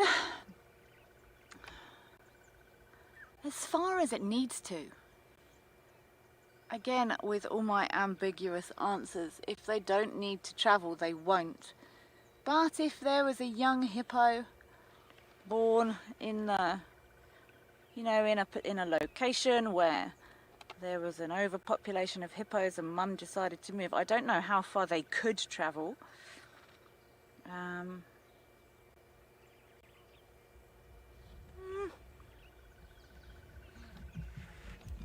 They'd travel as far as they needed to, as mum took them, I suppose. I think anything more than, it would depend on the age of the hippo. I mean, very young babies, they would struggle to walk too far over land because they're heavy. They're designed to have some support in the water. They're big animals and they're very capable of moving over land. Hippopotamus amphibious. Amphibious is the clue. Adapted to water and to land. I don't know what the record distance for a baby hippo is to travel over land.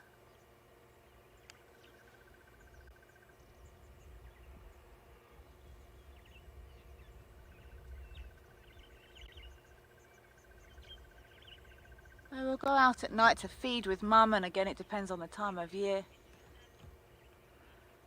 If food is scarce, then they will need to walk.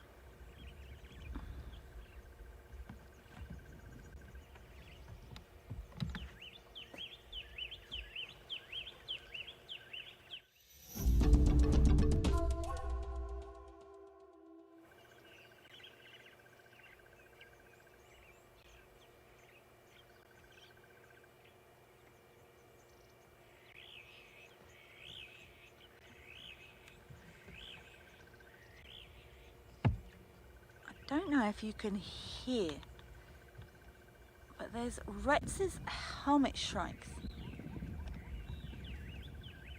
in a tree in front of us. If you can, it's a very cool sound. Very distinctive call, these Rex's helmet shrikes.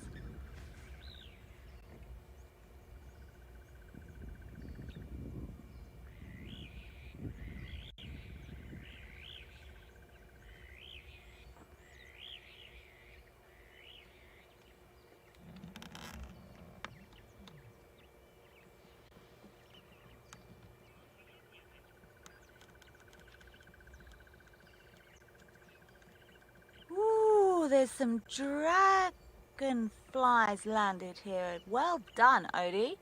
Wow, I didn't see those. This looks like a banded groundling. I can just see there's on the right hand stick. It looks like a male. The males have these, you can actually see this dragonfly better in the reflection of the water. If you look at the reflection of that stick on the right, you can see the reflection. There's the body sticking out to the left, and then what looks like two blobs. It's actually bands or markings on its wings. And then on the left hand side stick, it looks like the female.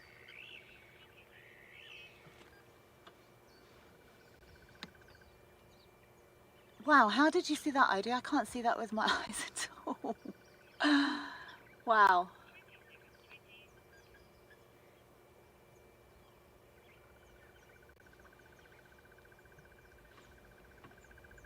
Dragonflies basking in the morning sun.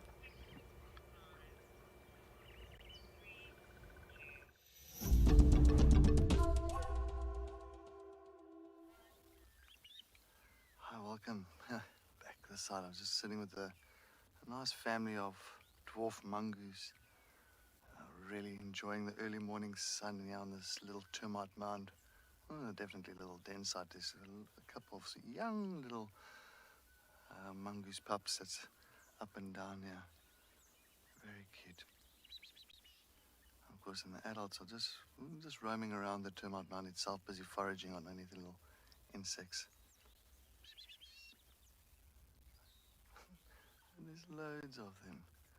They're in and out all the time. And then there's little youngsters here as well. It's absolutely incredible. I love them. I love dwarf mongoose. I think they are so cute, and they're just so entertaining. And some days you'll actually find them playing on the road and tackling each other. And it's just a lot of entertainment that they actually deliver. Hello, yes, we're all here. Of course, as you know, they do move den sites every 4 days. And of course, just do not deplete too much of the food around the area of the den site, and they'll move in so not to leave their scent behind and make it too obvious for any predators.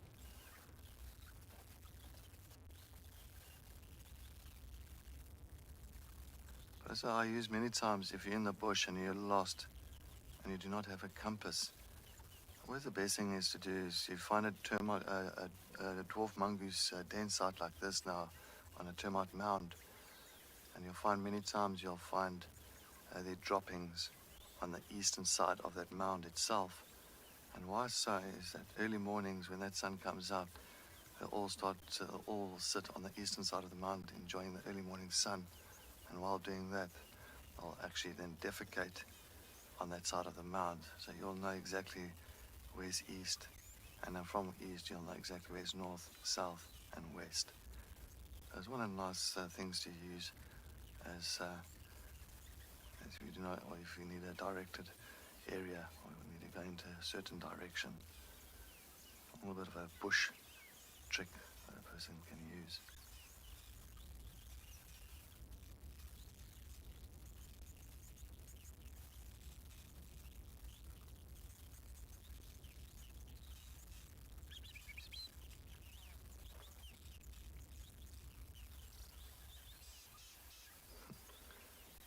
There's the lonely one. Where's your buddies? Where's everybody else, eh? I left you behind. That's probably he's like the naughty one, and the inquisitive one.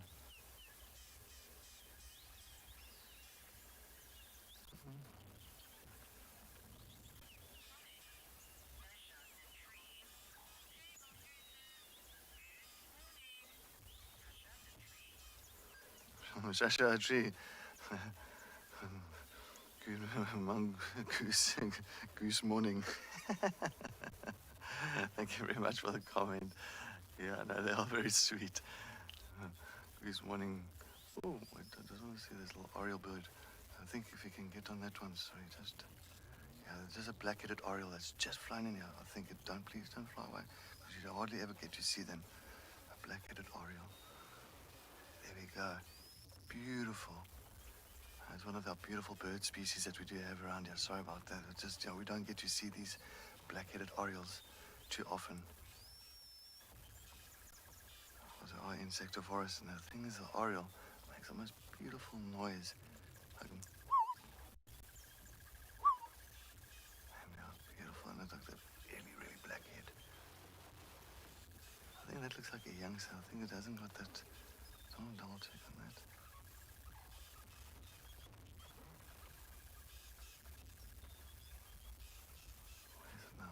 Oh, it's gone. It's gone. Well, I can just hear it now calling me. Oh well, that was nice. Okay, well, it looks like most of the mongoose is gone. The family, they've still got little Mr. Lonely here. He's still sitting at the den site by himself. Well, the rest of the family has decided to go off and forage. There he goes. Okay, he's just run across the road. I think he's now catching up. There you go, run. That's so funny. I love them two bits. So. You don't want to get left behind.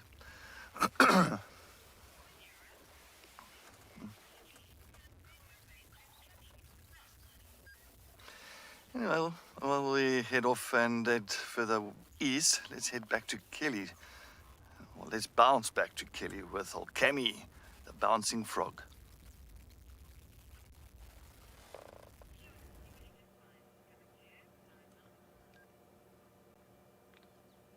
Boom! And Cammy is still here. Insane. This is nearly a week now.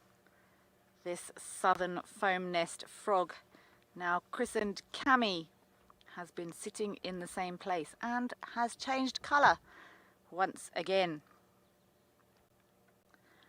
I do know that females are larger than males.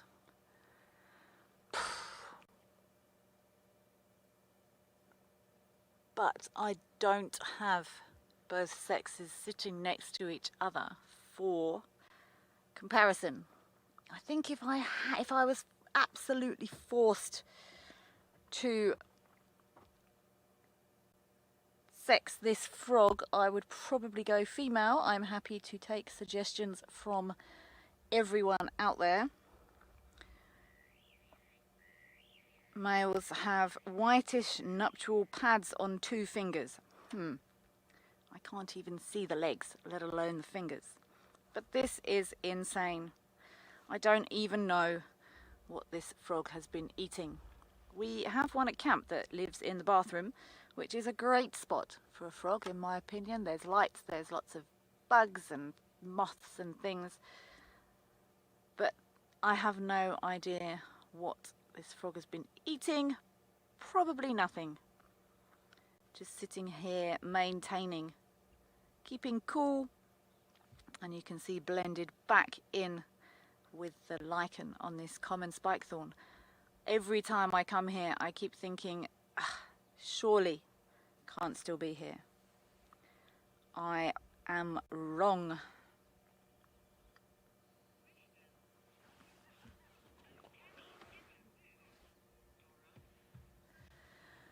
Dora, she sort of started facing away from the road a bit more, but not much. She's in the same fork of the same tree. See, I've started calling her she. The frog is in the same fork of the same tree. Where it would be a push, but I can't imagine it. The dam is probably, I don't know, 100 meters away. But no, I think this frog just sits here.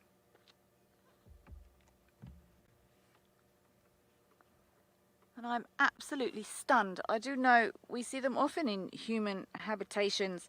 I had one on the, I remember we were trying to find one a while ago as a request, and we struggled, and that night in my room, as I opened my door, a foam nest frog splattered on the outside of my window, and I got a grave photo of it. But I would understand, you know, there's lots of lights which brings insects, but I am absolutely stunned. I kind of, it was almost a joke for me that I actually thought this frog would stay put, because I really didn't, and I was proved wrong yet again by nature. So I'm going to continue to see this story through now. I am stunned. Incredibly good learning for me is being able to be here, follow the lives of all of these animals.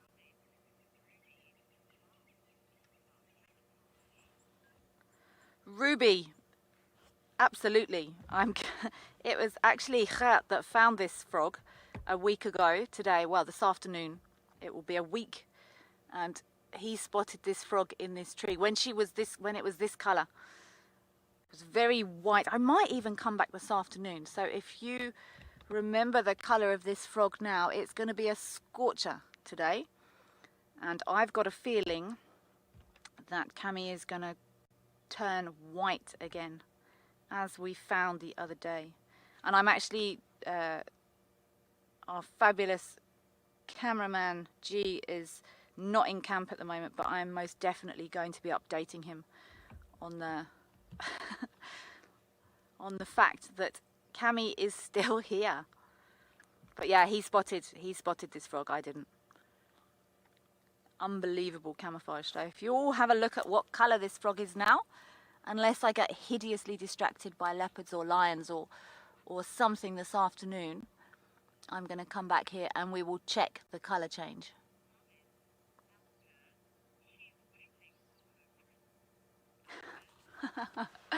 Alka, we seem to have accidentally decided that this frog is female, If there's any frog experts out there, I would love your input into whether or not this is a male or female frog. I have been caught out many times with the sexing of animals, and you say, oh, this must be a male, blah, blah, blah. And then a baby comes and suckles, or something equally embarrassing. So maybe we can put it to the vote. If we want to decide that this frog is female, I'm more than happy to. And if this frog is female, maybe she is waiting for her prince. I'd wait somewhere different though. I'm not sure a prince is going to turn up at the top of this common spike thorn in the blaring heat. I'd have probably picked a spot under a log by the dam. But then again, what do I know about finding princes?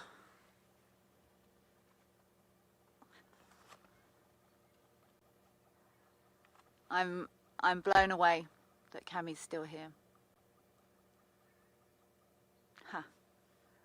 But yes, I will, unless I am hideously distracted, come back, and I would love to see if this is a night-day colour change thing. I'm fairly sure it is. We will come back during the day. I did do some fascinating reading around how these frogs actually change colour.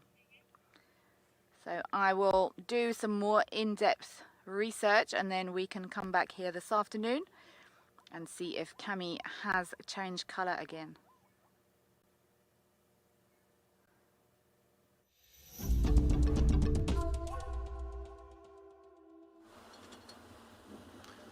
Just moving slowly down Cheetah Cut Line in a southerly direction, just to see if Tlalumba's tracks come back over into easterly direction, back to where the cubs were left inside Torchwood. Because definitely we didn't get to see her yesterday afternoon. So, and I did get female leopard tracks earlier there close to Gowrie Dam side, coming straight east, but we lost those tracks. They weren't coming along central. I think maybe went a little bit further south of us.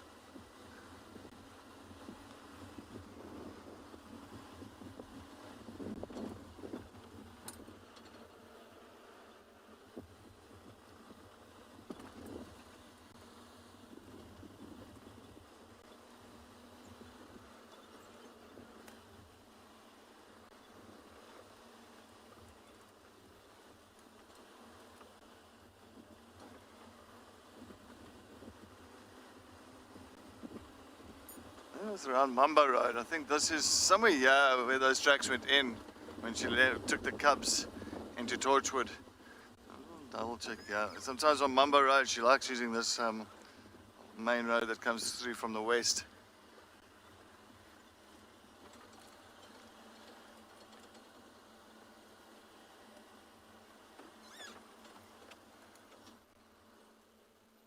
Oh, I don't see anything here. Nope, nothing. Nothing, yeah. Then maybe a little bit further south, maybe towards Leadwood Junction. It's also a good place, because I think the last tracks went in that side. Let's take a look.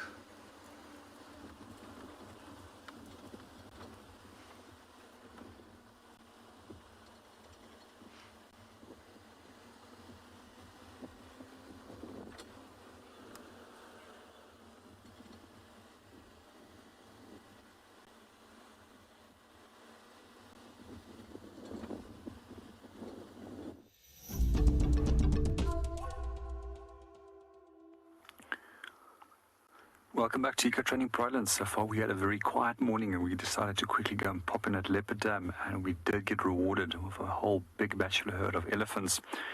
For most of the morning they were drinking on the opposite side of a dam, and then very suddenly the wind direction started changing and started pushing some of the algae onto the opposite side. And as they love clean water, they decided to walk right over towards where we were and started drinking where we are. I think that some more of the individuals will now come closer to come and have a drink, while some of them are going to start going to an area which has a lot more mud, where they probably are going to go and wallow and mud bathe themselves. Let's see what happens.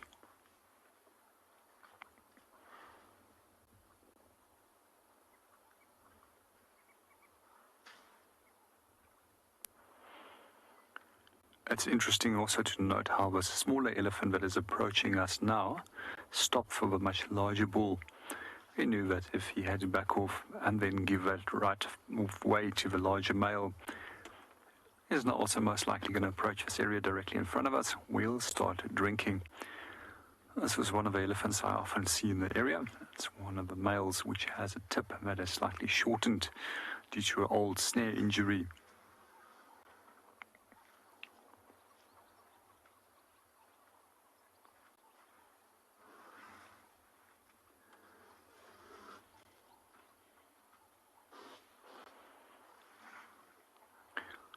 When it does come to poaching, we always think of it that people would rather go for iconic species which can provide either ivory or tusks or horn.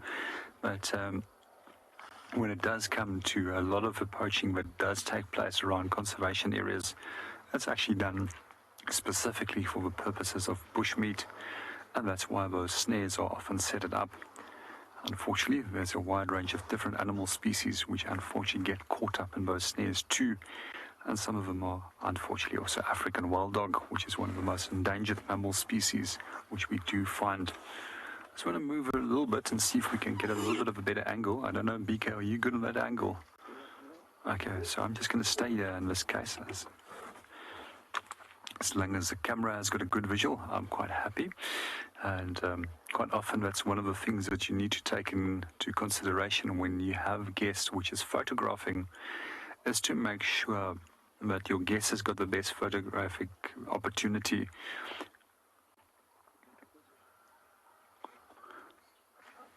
Good morning, Tanya, and welcome to the show. When it does come to males, the only thing that they really want to do is provide genetic material. Other than that, they've got no responsibility to the raising of a calf or protecting that calf. That's all up to the female to actually do that. I'm just going to reposition quickly for BK.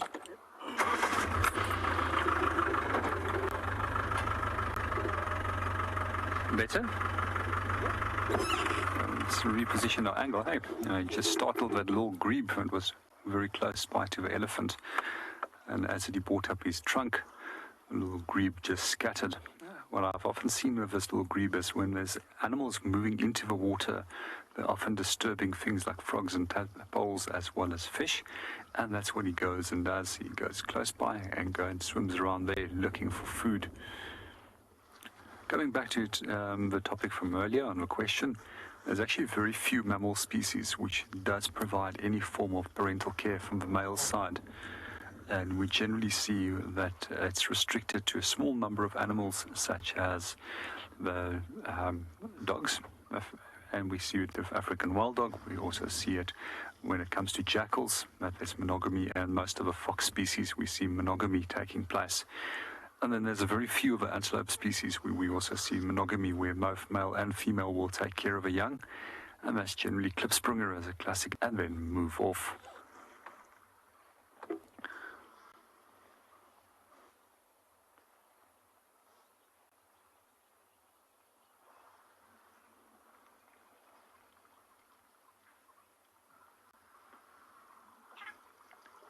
Good morning, Laura, and thank you very much for that compliment. I'll definitely let BK now know that you've gave him a compliment on the good photography and camera work. Our elephant is now seeming to move off, and I think what he's going to do is he's going to go straight towards where the others are, where they're busy actually mud bathing. I'm just going to quickly reposition our vehicle and see if we can get a better view on the rest of the bachelor herd, which we are watching.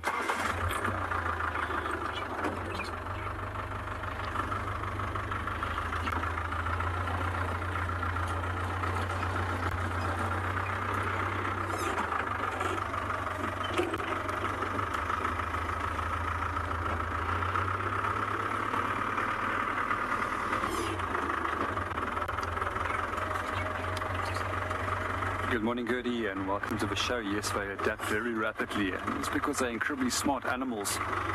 And one of the things we do see when it does come to evolution is trying to figure out where they're going.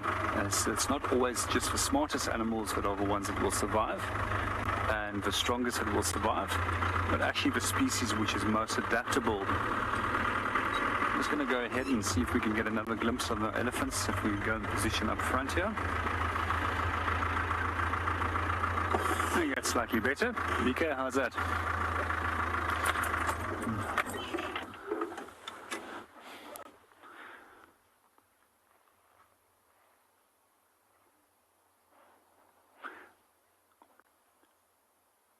Several months ago, when we were in the peak of our rainfall season, when most of the cows were actually in peak condition and in estrus, well, it was amazing to see how many bulls were singly focusing to try and get to mate with females.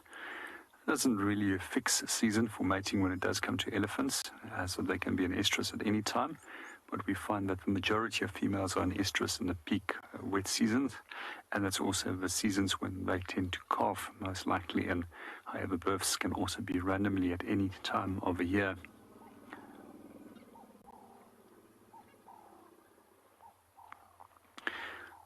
And these bulls would simply come and associate with waterholes like this, wait for the cows to come in.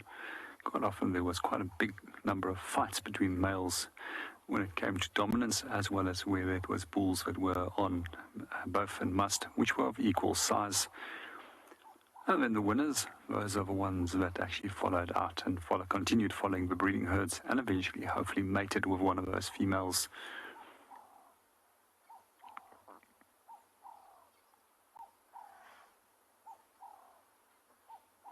Generally, in a group like this, your physical size will very quickly indicate where you are in the pecking order when it comes to dominance.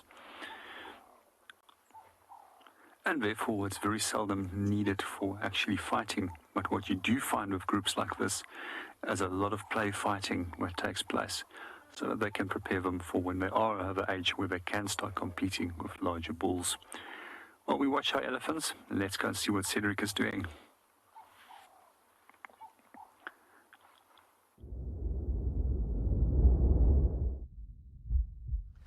Yes, welcome back. I'm definitely jealous about JP's elephants. I love elephants, and they are very intelligent. I think they are fantastic mammals. And it's just their whole social structure, the family orientation, and the little ones are so cute. I love elephants. Anyway, well, I'm Gary Main. I'm still heading in an easterly direction. I did take a look at Cheetah Cut Line. There was no tracks of Columba going back east over towards where she left her cubs. So now, anyway, I'm back on now Gary Main going towards Chitwa Dam. So I'm going to head to Chitwa Dam, and I want to see, maybe if we're lucky, I don't know where Maripsa has been hanging out. So I think sometimes Marips likes coming to the back of the dam wall, coming to the same area. Same as Langa. No, Langa we left yesterday morning heading south over here into Chitwa area as well, just west of Chitwa. And let's take a look around here and just see if we can pick up on any cats. I'm really now looking for a cat or two. It'll be very good. I'll check for any tracks here as well. Fortunately, it is getting a little bit warm, and not too, it is, well, it is about 28 to 9 degrees Celsius at this point in time.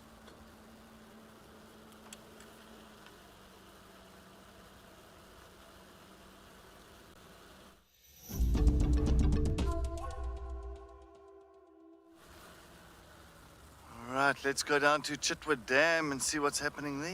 See if there's any action. Action.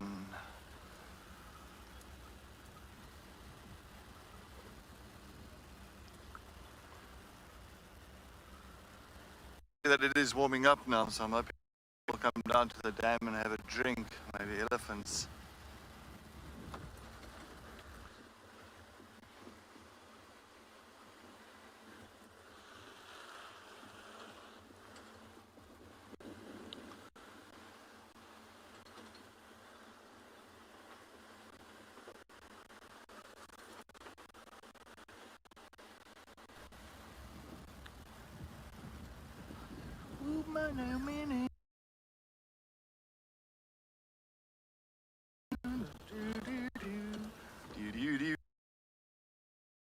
Oh, hello.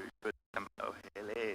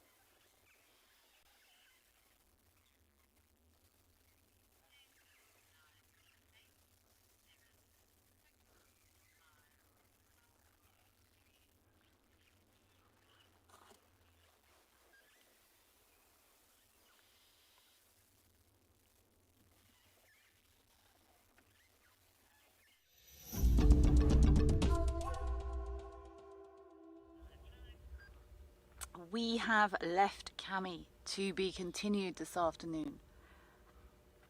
I'm driving along Buffles Hook cut line and I just noticed this grass. This grass is bottlebrush or cat's tail grass. And it's very easy to see where it's got its name from. It's actually got quite a low nutritional value. And I'm gonna show you in the book to prove that I'm not making it up. Often found along the edges of disturbed areas. So this is our Parotis patterns cat's tail or bottlebrush grass. Very low nutritional value on very long stems, and I actually just picked this up from the edge of Buffles Hook cut line. And we can sometimes forget about the smaller things here. If it wasn't for these grasses, then nothing else would occur here. It's very easy to focus on the jaws, paws and claws and your mega fauna here, but without this life-giving grass, nothing else would occur. It's really nice to compare these grass inflorescence. They're starting to turn a little bit now, but in the height of the summer, I remember when I first moved here, grass was just something to sit on and have a picnic on.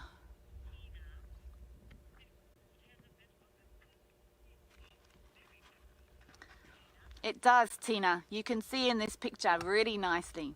It's got a very purple tinge to it. And there is a bottlebrush tree as well, which also has this beautiful purple tinge to it. And when you stop and take some time to actually look at because these bits of grass are basically flowers. It's how they reproduce, it's the inflorescences, so it's grassy flowers.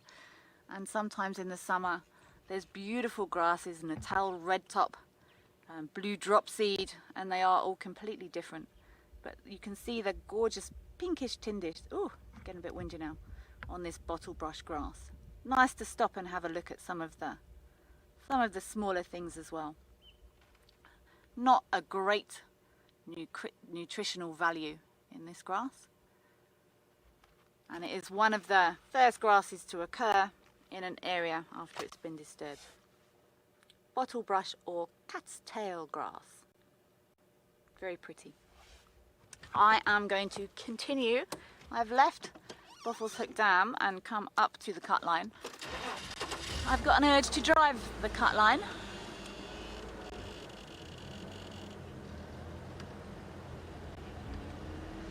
Henry John, it is stunning. If you get a specific grass species in a sort of swathe in one area, it can be very pretty. I'll try and find some. Natal redtop, it's slightly going over now, but Natal redtop is a beautiful grass with a sort of pink Natal redtop, the clue's in the name. And you do sometimes get that in big sort of fields, in big swathes, and it's gorgeous. There's one spot in Madikwe, and it's almost as far as the eye can see, and if you catch it in the mornings, it's like a field of pink. It's gorgeous. But we must remember how important,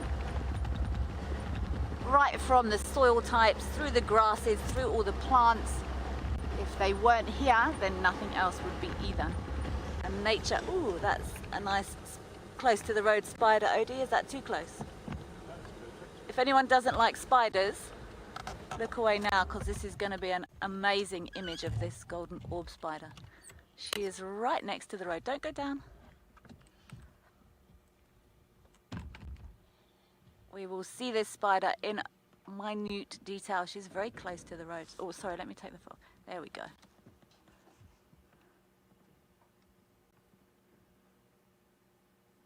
Sorry, any arachnophobes. I did try and give you a heads up.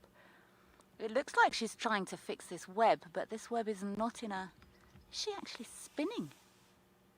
She is. It looks like she's actually spinning, using those spinnerets to try and repair this web that's really coming to its close now. Look at, she's actually working.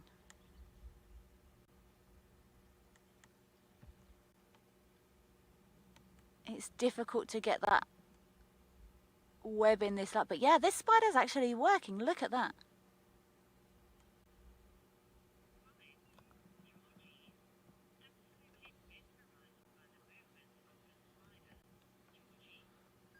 Georgie, me too. I'm just going to shush and let's just watch her work for a minute and appreciate how insane nature's miracles are.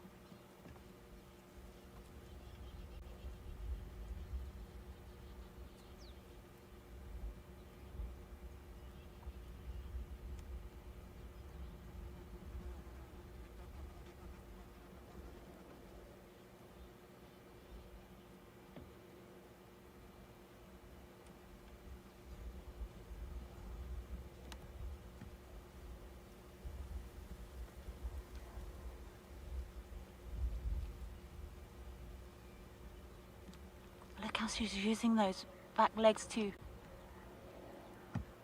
touch the back where those spinnerets are too.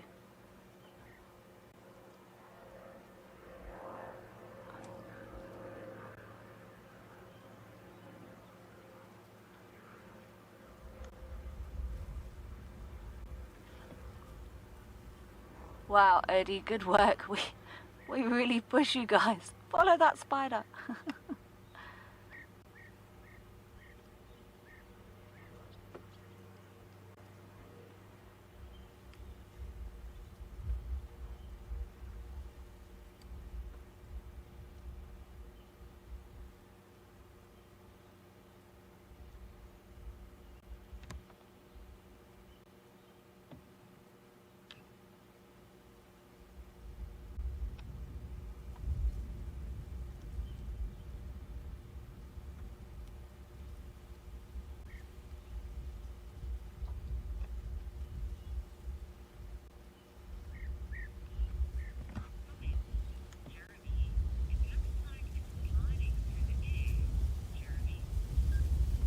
Jeremy, she does look like she's gliding through the air.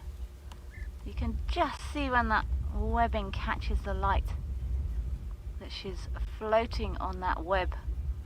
But in that wind, it looks like the web, the silk disappears and she's just gliding. I actually feel a bit bad for her trying to repair this web.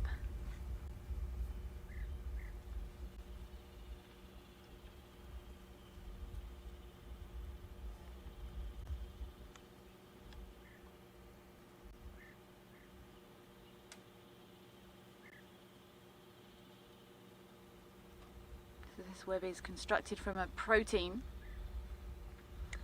and this Nephilia, these orb web spiders can look.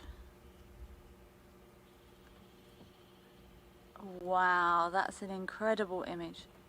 They can determine how much gold they want in their web. I have no idea how.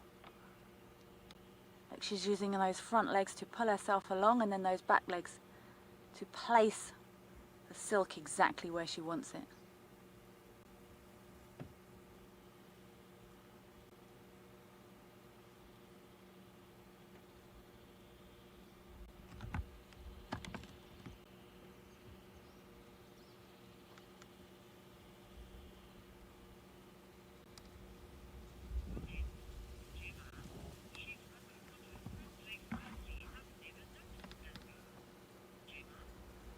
Gemma, nor have I. I've never sat and watched one of these spiders work in this detail and for this long. It just goes to show what a joy here to be able to sit and watch with Odie capturing that amazing close-up image.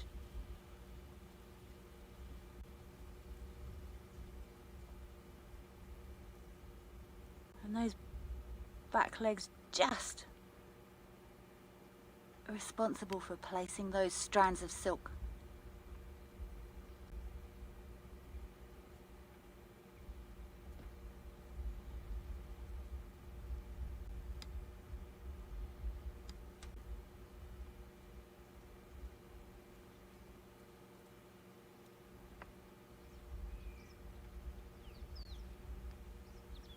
all this stuff that goes on that we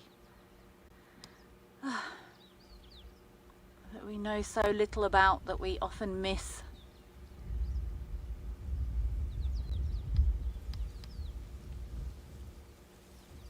Of course, these orb-web spiders are coming to the end of their seasons now. We're going to start seeing them less and less as we come into winter.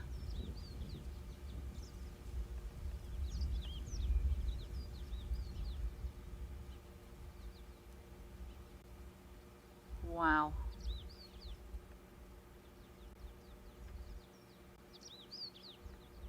A busy girl.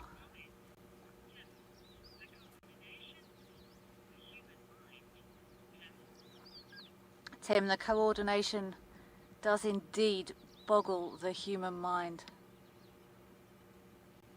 And while science has studied so many and so much of what we see here,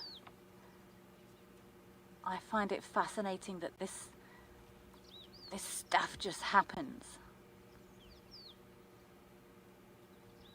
It's instinct, and it goes on all the time. All the interactions that happen between insects and flowers, and it boggles my mind as well. I mean, is this spider thinking, or it's just an innate urge, or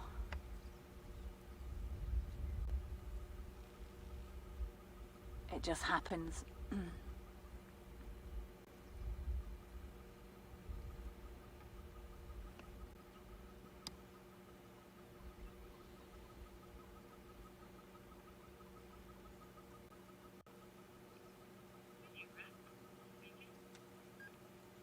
Absolutely stunning images. Thanks, Odie. Beautiful, beautiful stuff.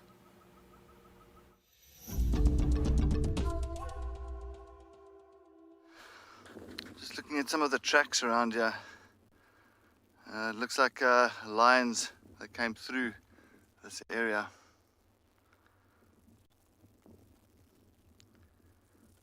I can focus on this one, sir.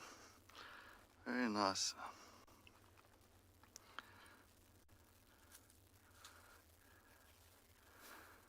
Just taking a look here. One.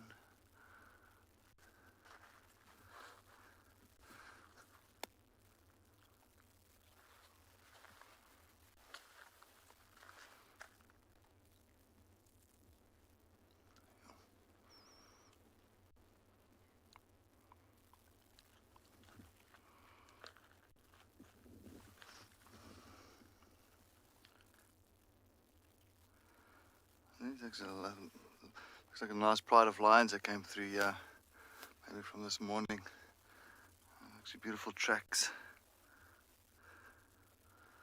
Really got those real 3 lobes and the 4 pugs.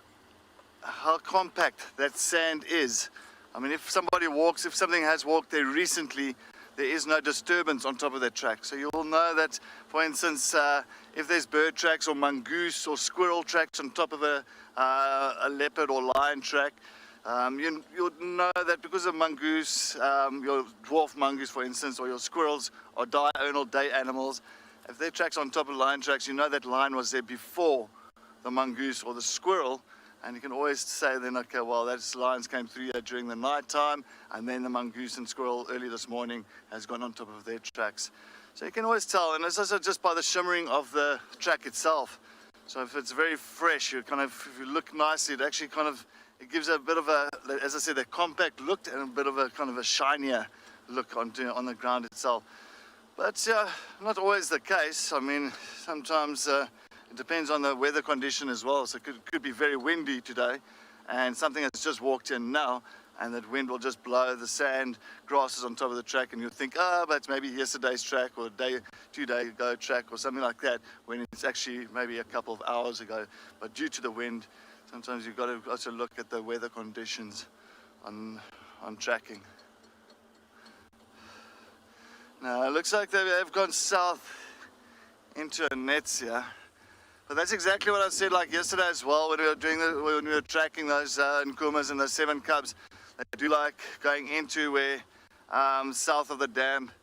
There is a very nice, I can say, quite a deep gully drainage line that runs there, where Tandi used to like to, she used to love that area with her cubs. So I think that's as well the nkuhumas, they do enjoy it. And I'll continue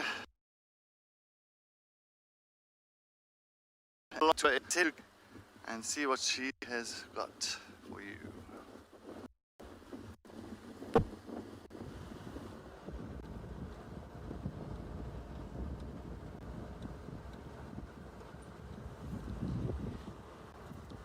Cedric, good luck with your southerly heading lions. These lions do give us the runaround. I drove east on Buffalo's Hook Cut Line, and I'm now on Cheetah Cut Line. We did have leopard tracks. Oh, there's a warthog through there who is almost definitely going to run away, as they normally do. Just see those ears. Ready?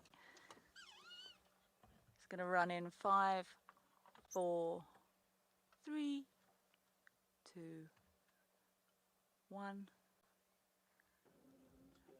Oh, he stayed put. Hello, Pigleg.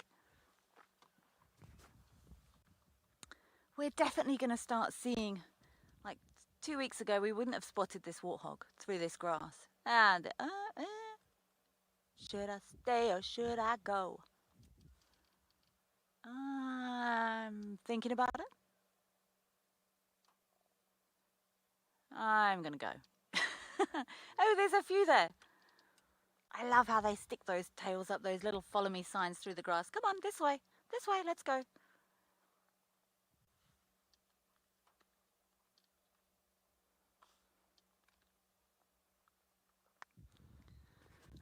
So these leopard tracks did come off the road.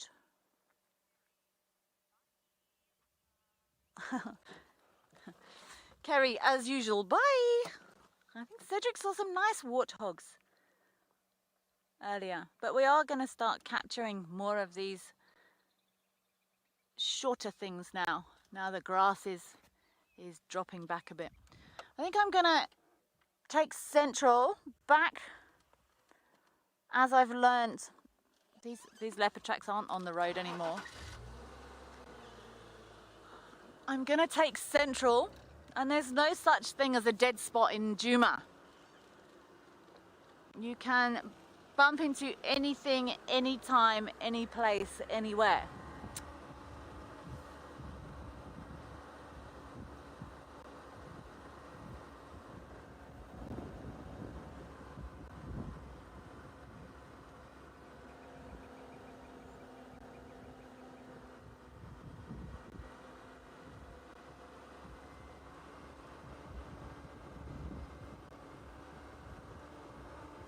So yeah, sorry, those leopard tracks came off the road into the area we can't drive.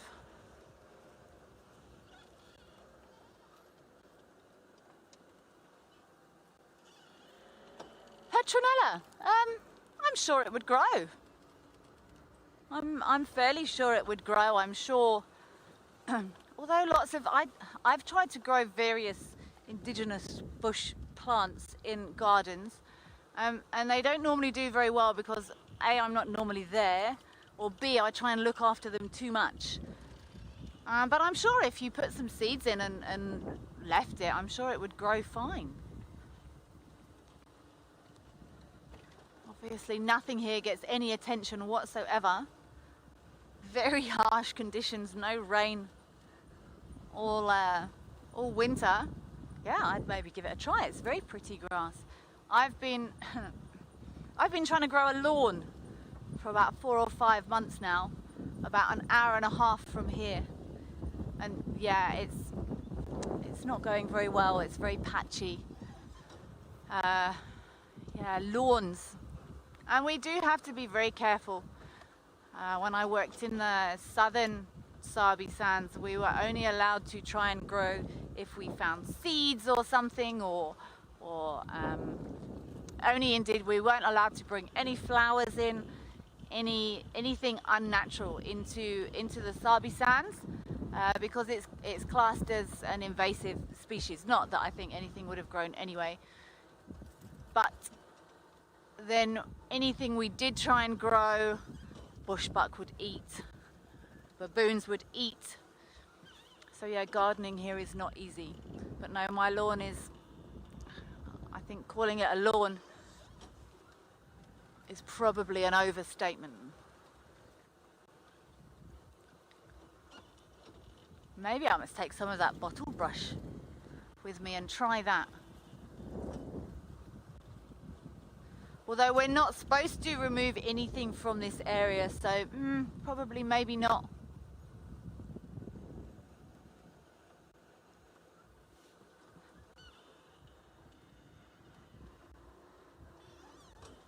Hello, dove. Yes, the sun is going to be very warm today. I didn't actually put sun cream on before I left this morning. I had a fleece on this morning. It was chilly, but I think it's going to be a warm one.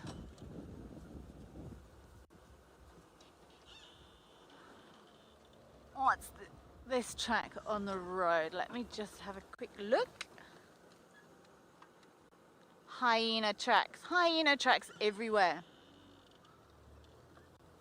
Lovely, we got some activity at that den site this morning.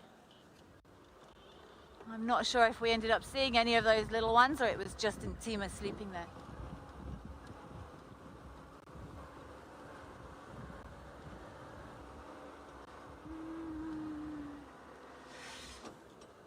Oh, I'm literally being led by my nose the last few drives. It's wonderful.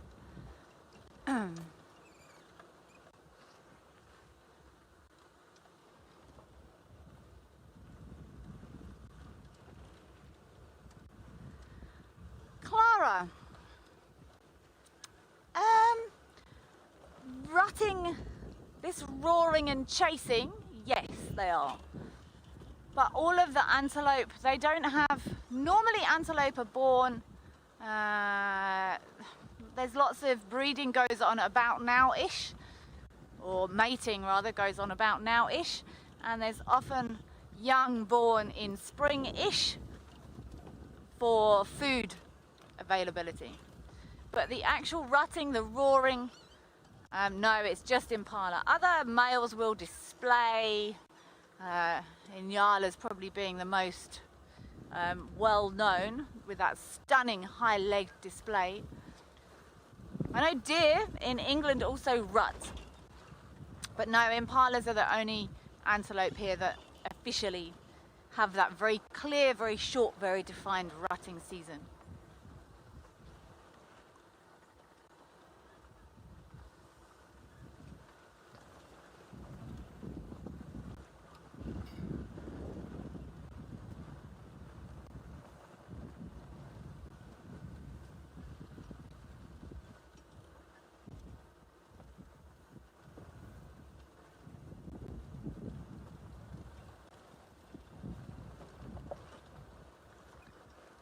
I'm going to carry on and see what the bush delivers us.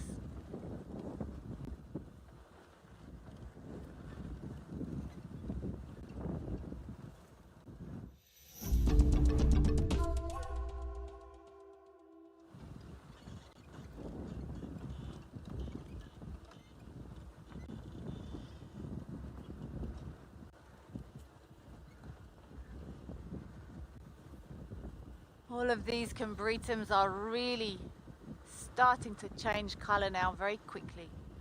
One of my favourite trees to watch as it goes from summer into autumn is actually the tambortis.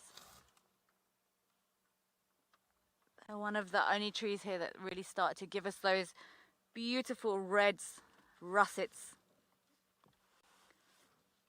during the change of the seasons.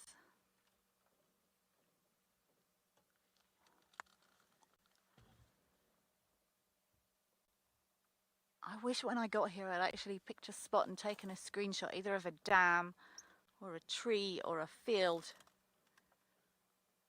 so we could have watched nature getting changed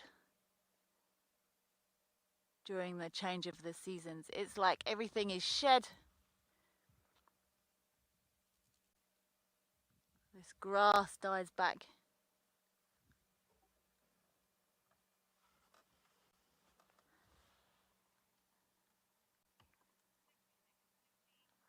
Lots of these leaves are going this beautiful orange now, and the grass is going that deep golden brown.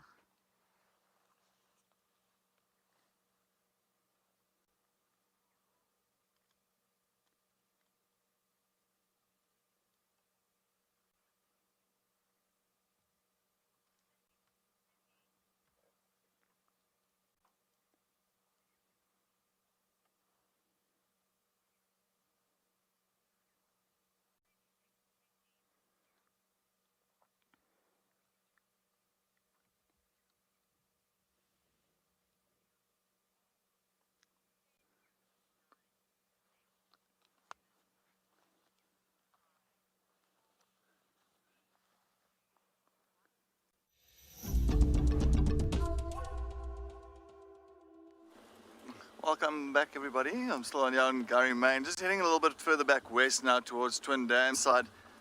Actually, those line tracks went straight into nets, and yeah, we could not follow up on those lines. Looked like for the Djuma Private and the youngsters towards Twin Dams, and like kind of comb that area a little bit. Maybe lucky with all Langa. All marips in that area. I haven't seen marips since the day at Treehouse. I haven't seen marips for 2-3 days now. So yeah, let's take a look around. But it is getting now nice and warm. I think yeah, a lot of the cats and that's just going to settle down for the early morning heat. It's not going to move around too much. It's nice sometimes on this kind of heat as well, you get towards dam areas and you actually find get some nice elephants coming down. I think JP had some fantastic elephants this morning, which is wonderful. Wonderful. Alright, we might be, I'm just going to quickly go a little bit quicker down here. Might break up a little bit now. So just stick with us, we'll try and get through the dippers. We try to do the dip as quick as possible so we don't lose you.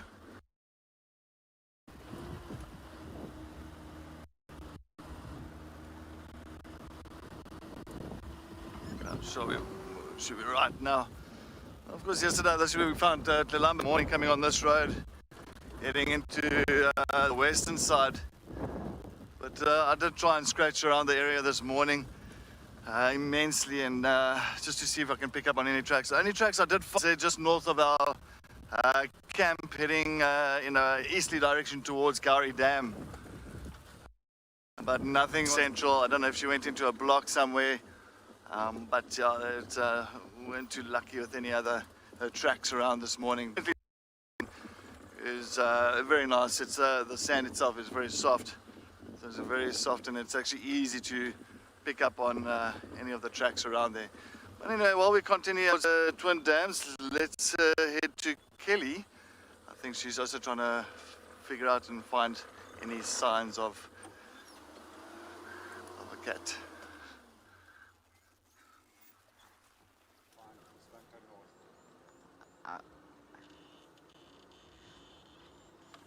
I'm still making my way along Central Road.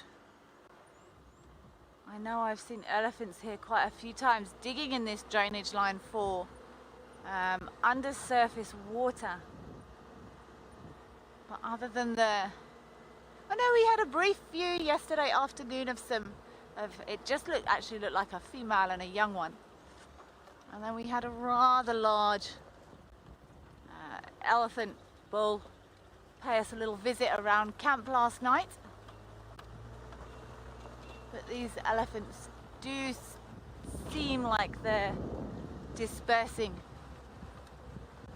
looking for food in other areas.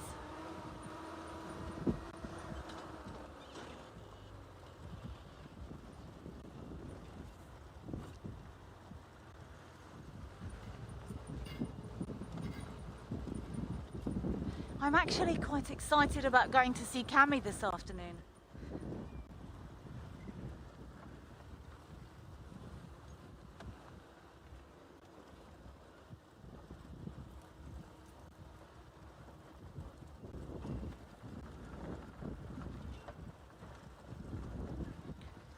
Chala, I would say, I want to say Nyala, but I'm thinking to see if there's anyone better. Elaborate display. Mating display, I would say Nyala. They do that, and I seem to recall seeing it more in the summer, so we might not see it anytime soon, but I could be wrong. But I really enjoy it when springbok, they pronk. It's more of a display of strength, and they do this doink, doink, doink, and they bounce super high. They're like they've got springs in their legs, but that's more a display of strength. I haven't spent much time with springbok, to be honest. Yeah, that's more of a emergency panic display than actual mating display. So I'm gonna go Nyala. I love watching them. I've actually come out drive one morning, and there was two Nyala nose to tail dancing around the car park, and I was out for three and a half hours, and I came back and the same two Nyala was still there, locked in a dance off 3.5 hours later. Normally animals will realize who is the bigger or stronger or more dominant of the competitors and back down before that, but those two are clearly very equally matched.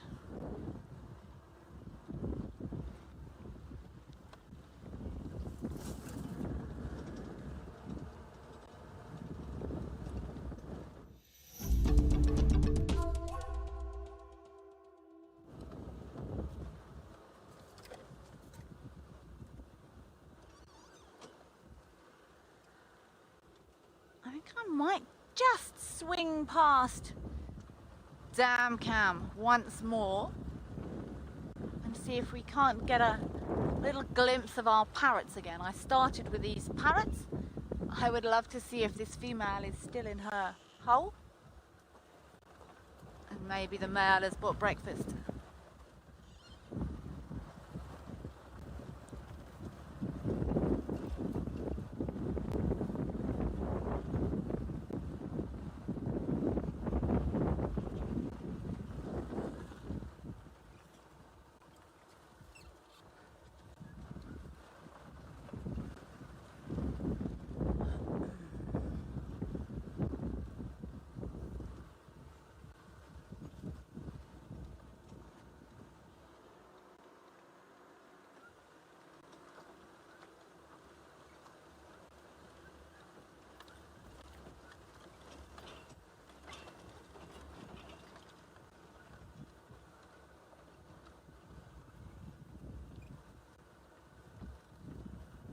always a good idea to check these drainage lines when it's this hot. Where I would be.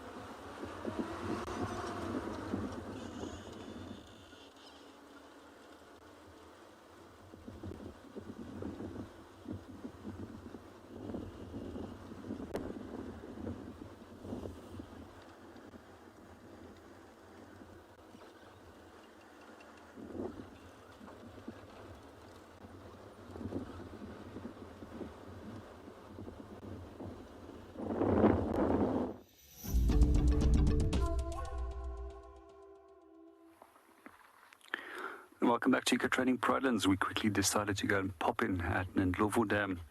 Over at some distance from the dam, we actually did notice a breeding herd that was approaching the dam.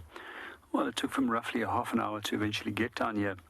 I'm glad that we actually stuck to it and waited. And quite often when it does come to patience, you do get rewarded. So let's see what our breeding herd is up to. Other than just drinking, let's maybe keep our fingers crossed and hopefully they might enter even into the dam and go and have a little bit of a swim.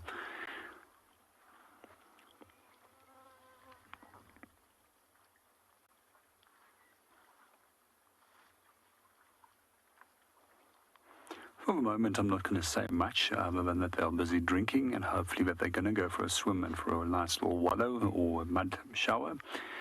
And let's just listen to all the different sounds in the background, as well as those droplets of water which is falling down towards the dam as if they're busy drinking.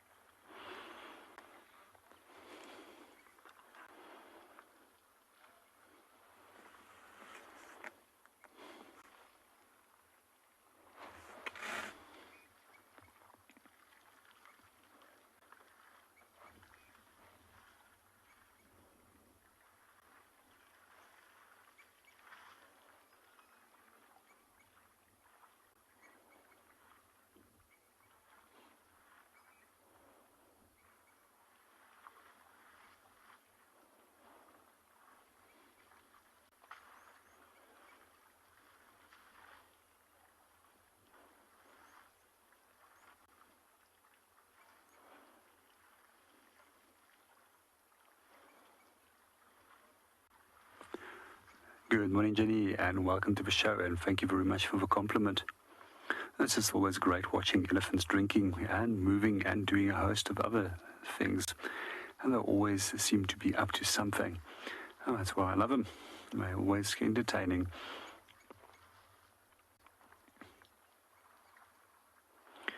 Well, the temperature's already being fairly high this morning. I think that what's going to happen is in the later part of this afternoon, both these two big dams that we do have on the Brylands concession is definitely going to deliver with a large amount of animals coming in for a drink. I'm really hoping to keep my fingers crossed that the buffalo might return, as well as that we might have loads of different elephant interaction.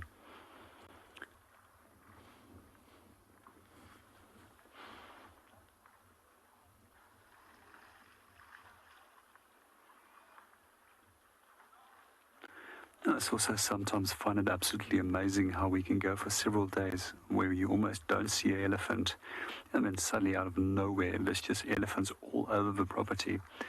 And sometimes it's well over 100 plus individuals that we see in a single afternoon's drive.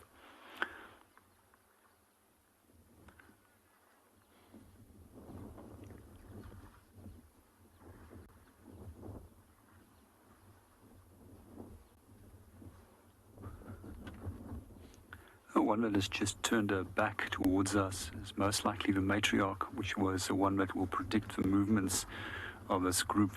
And let's see what she gets up to. And when she starts moving, generally everybody else will start following very soon.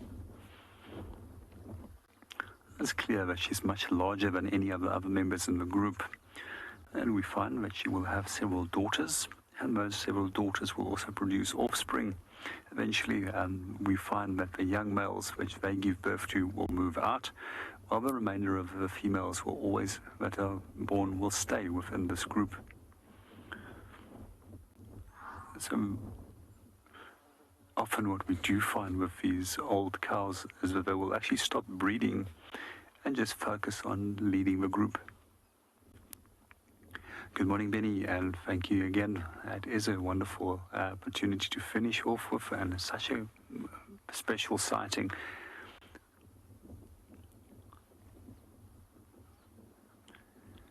When it does come to reflecting on the 2020 year, when I was actually in lockdown, I actually had to end up studying and stay at home, and to be able to start guiding again from last year and throughout this year, it's been an absolute privilege, especially when it came to elephants, because I really, really missed them. Another animal that I really missed was African wild dogs. And I'm so happy that Prydence often delivers with both of these species. Well, we're going to wish you a wonderful morning, and then we'll see you at 14:30 Central African time for your very own next live safari.